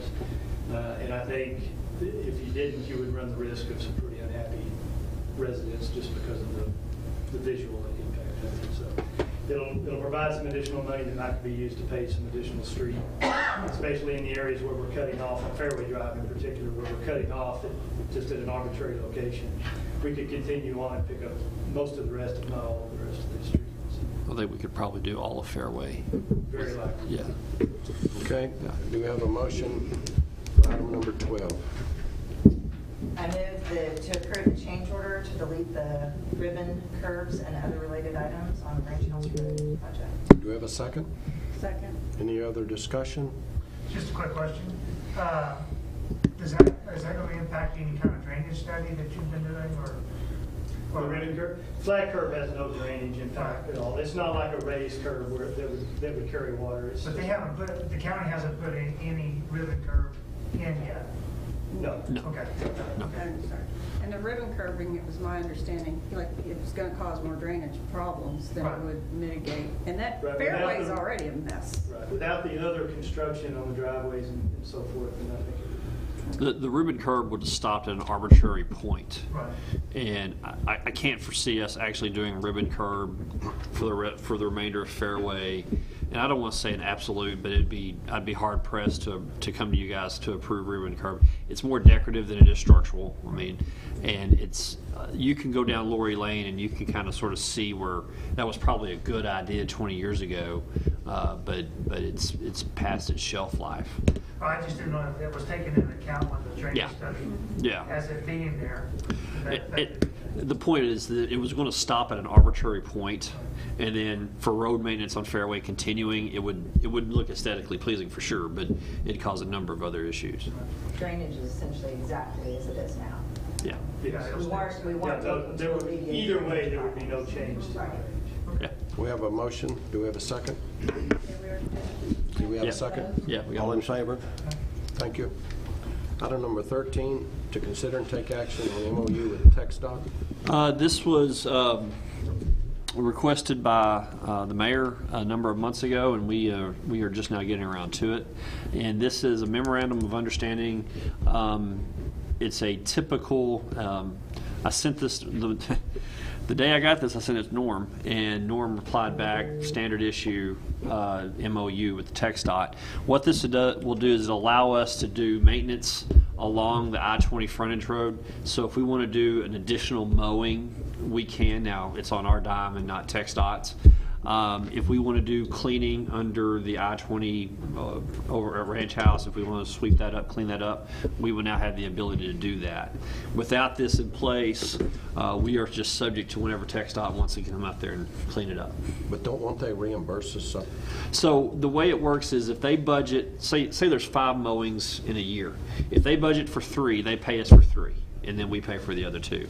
If they budget for 1, then they pay us for 1. So whatever they budget for their maintenance and operations, they reimburse us for. But that gives us the opportunity to clean it up without asking them. And it also does a number of other things. We can plant vegetation along I-20, clean that up, make it look more aesthetically pleasing to people coming in. And I think we will probably come to you guys with some sort of monument resolution along I-20, welcome to Willow Park type of monument. So this gives us the leeway to look nicer, essentially. Yes. And equipment-wise, that's something we can just add later on. It's probably a contract deal. You probably just Yeah, contract it. most Yeah, things. yeah. Raymond can operate heavy equipment. I don't know if he could do a shredder on an elevation like that, but it'd be fun to watch. No, I don't want to see Raymond tumble down. Do we have a motion to accept item number 13? I move that we accept the memorandum of understanding with TxDOT. Second? Second. Any other discussion? One question. So, controlled access versus non-controlled access. I didn't get a chance to read it very good. What's the difference? Derek, you want to answer that one? The reason I asked where I'm going with it, Derek, just to make it quick, it says for city's responsibilities for non-controlled access is we're supposed to perform snow and ice control. Okay, well, the controlled access would be your on-ramps, exit ramps. Right. Most of the interstate's gonna fall under that. Yeah. criteria. So do we have any non-controlled access to 20? 20? I don't think so. You'd have, no, not even ranch house or, I mean, that's the one. No, you wouldn't have. I mean, it'd be a- Yeah, it's just, I saw that and I was like, well, we don't have the equipment. Item number 13, we have a motion. Oh, yeah, you got to take the vote. Yeah. All in favor? Thank you. Item number 14, to consider and take action on resolution 2018-19, I think. Yes. Designating the official newspaper for fiscal year 2018 and 19. This is where people will go to find the public notices that apparently we're not putting out there. We have used the community news in the past, and we've enjoyed that relationship with them. The Democrat does a great job as well, but the community news has always been the paper of record. Staff recommendation is to continue that relationship. Do we have a motion to accept item number 14? I'll make a motion to accept item number 14 to approve community news as the official newspaper of the city of Willow Park. Do we have a second? Second. Any other discussion? All in favor? Thank you. Item number 15, to consider and take action on the 2018-19 city holiday schedule. Do we have this? Yeah, y'all have that in there. This will add, starting in the calendar year, New Year's Day, MLK, President's Day, Good Friday, Memorial Day, Independence Day, Labor Day, but it would also include for this year Veterans Day, Thanksgiving Day, your typical holidays. These are all bank holidays, federal holidays. Today being, yesterday was a federal holiday. It was probably the closest or the quietest the City Hall's been in a long, long time. This is something you will see every fiscal year. I want to delineate and put our holidays out there for not only for staff, but everyone else. Do we have a motion? Item number 15. I move that we accept the city holiday schedule. Second? Second. Any discussion? All in favor? Hang in there, Amy, we got one more. This is Item number 16, to consider and take action to authorize city administrator to sell a milling machine to Holt Equipment and purchase from Holt Equipment a backhoe, mini excavator through the Buy Board Purchasing Cooperative. Raymond. Are there any questions? Thank you. So this might be the biggest no-brainer you'll have all night. We have a piece of equipment that we haven't used in 2+ years. Have we ever used it? No. We've never used it. It was purchased with the 2016 bond money for street paving. It has never been used. And Raymond says, I need 2 other pieces of equipment, the mini excavator and a backhoe that we would use on a daily basis. So he contacted Holt. Holt said, you can trade in the milling machine. We'll give you a new mini excavator and a new backhoe and a $10,000 refund. So you're trading in 1 piece of equipment no one uses. You're getting 2 pieces of equipment you're going to use daily and a $10,000 check. Do we have a motion? So, quick question. So do we get the $180,000 back in your budget?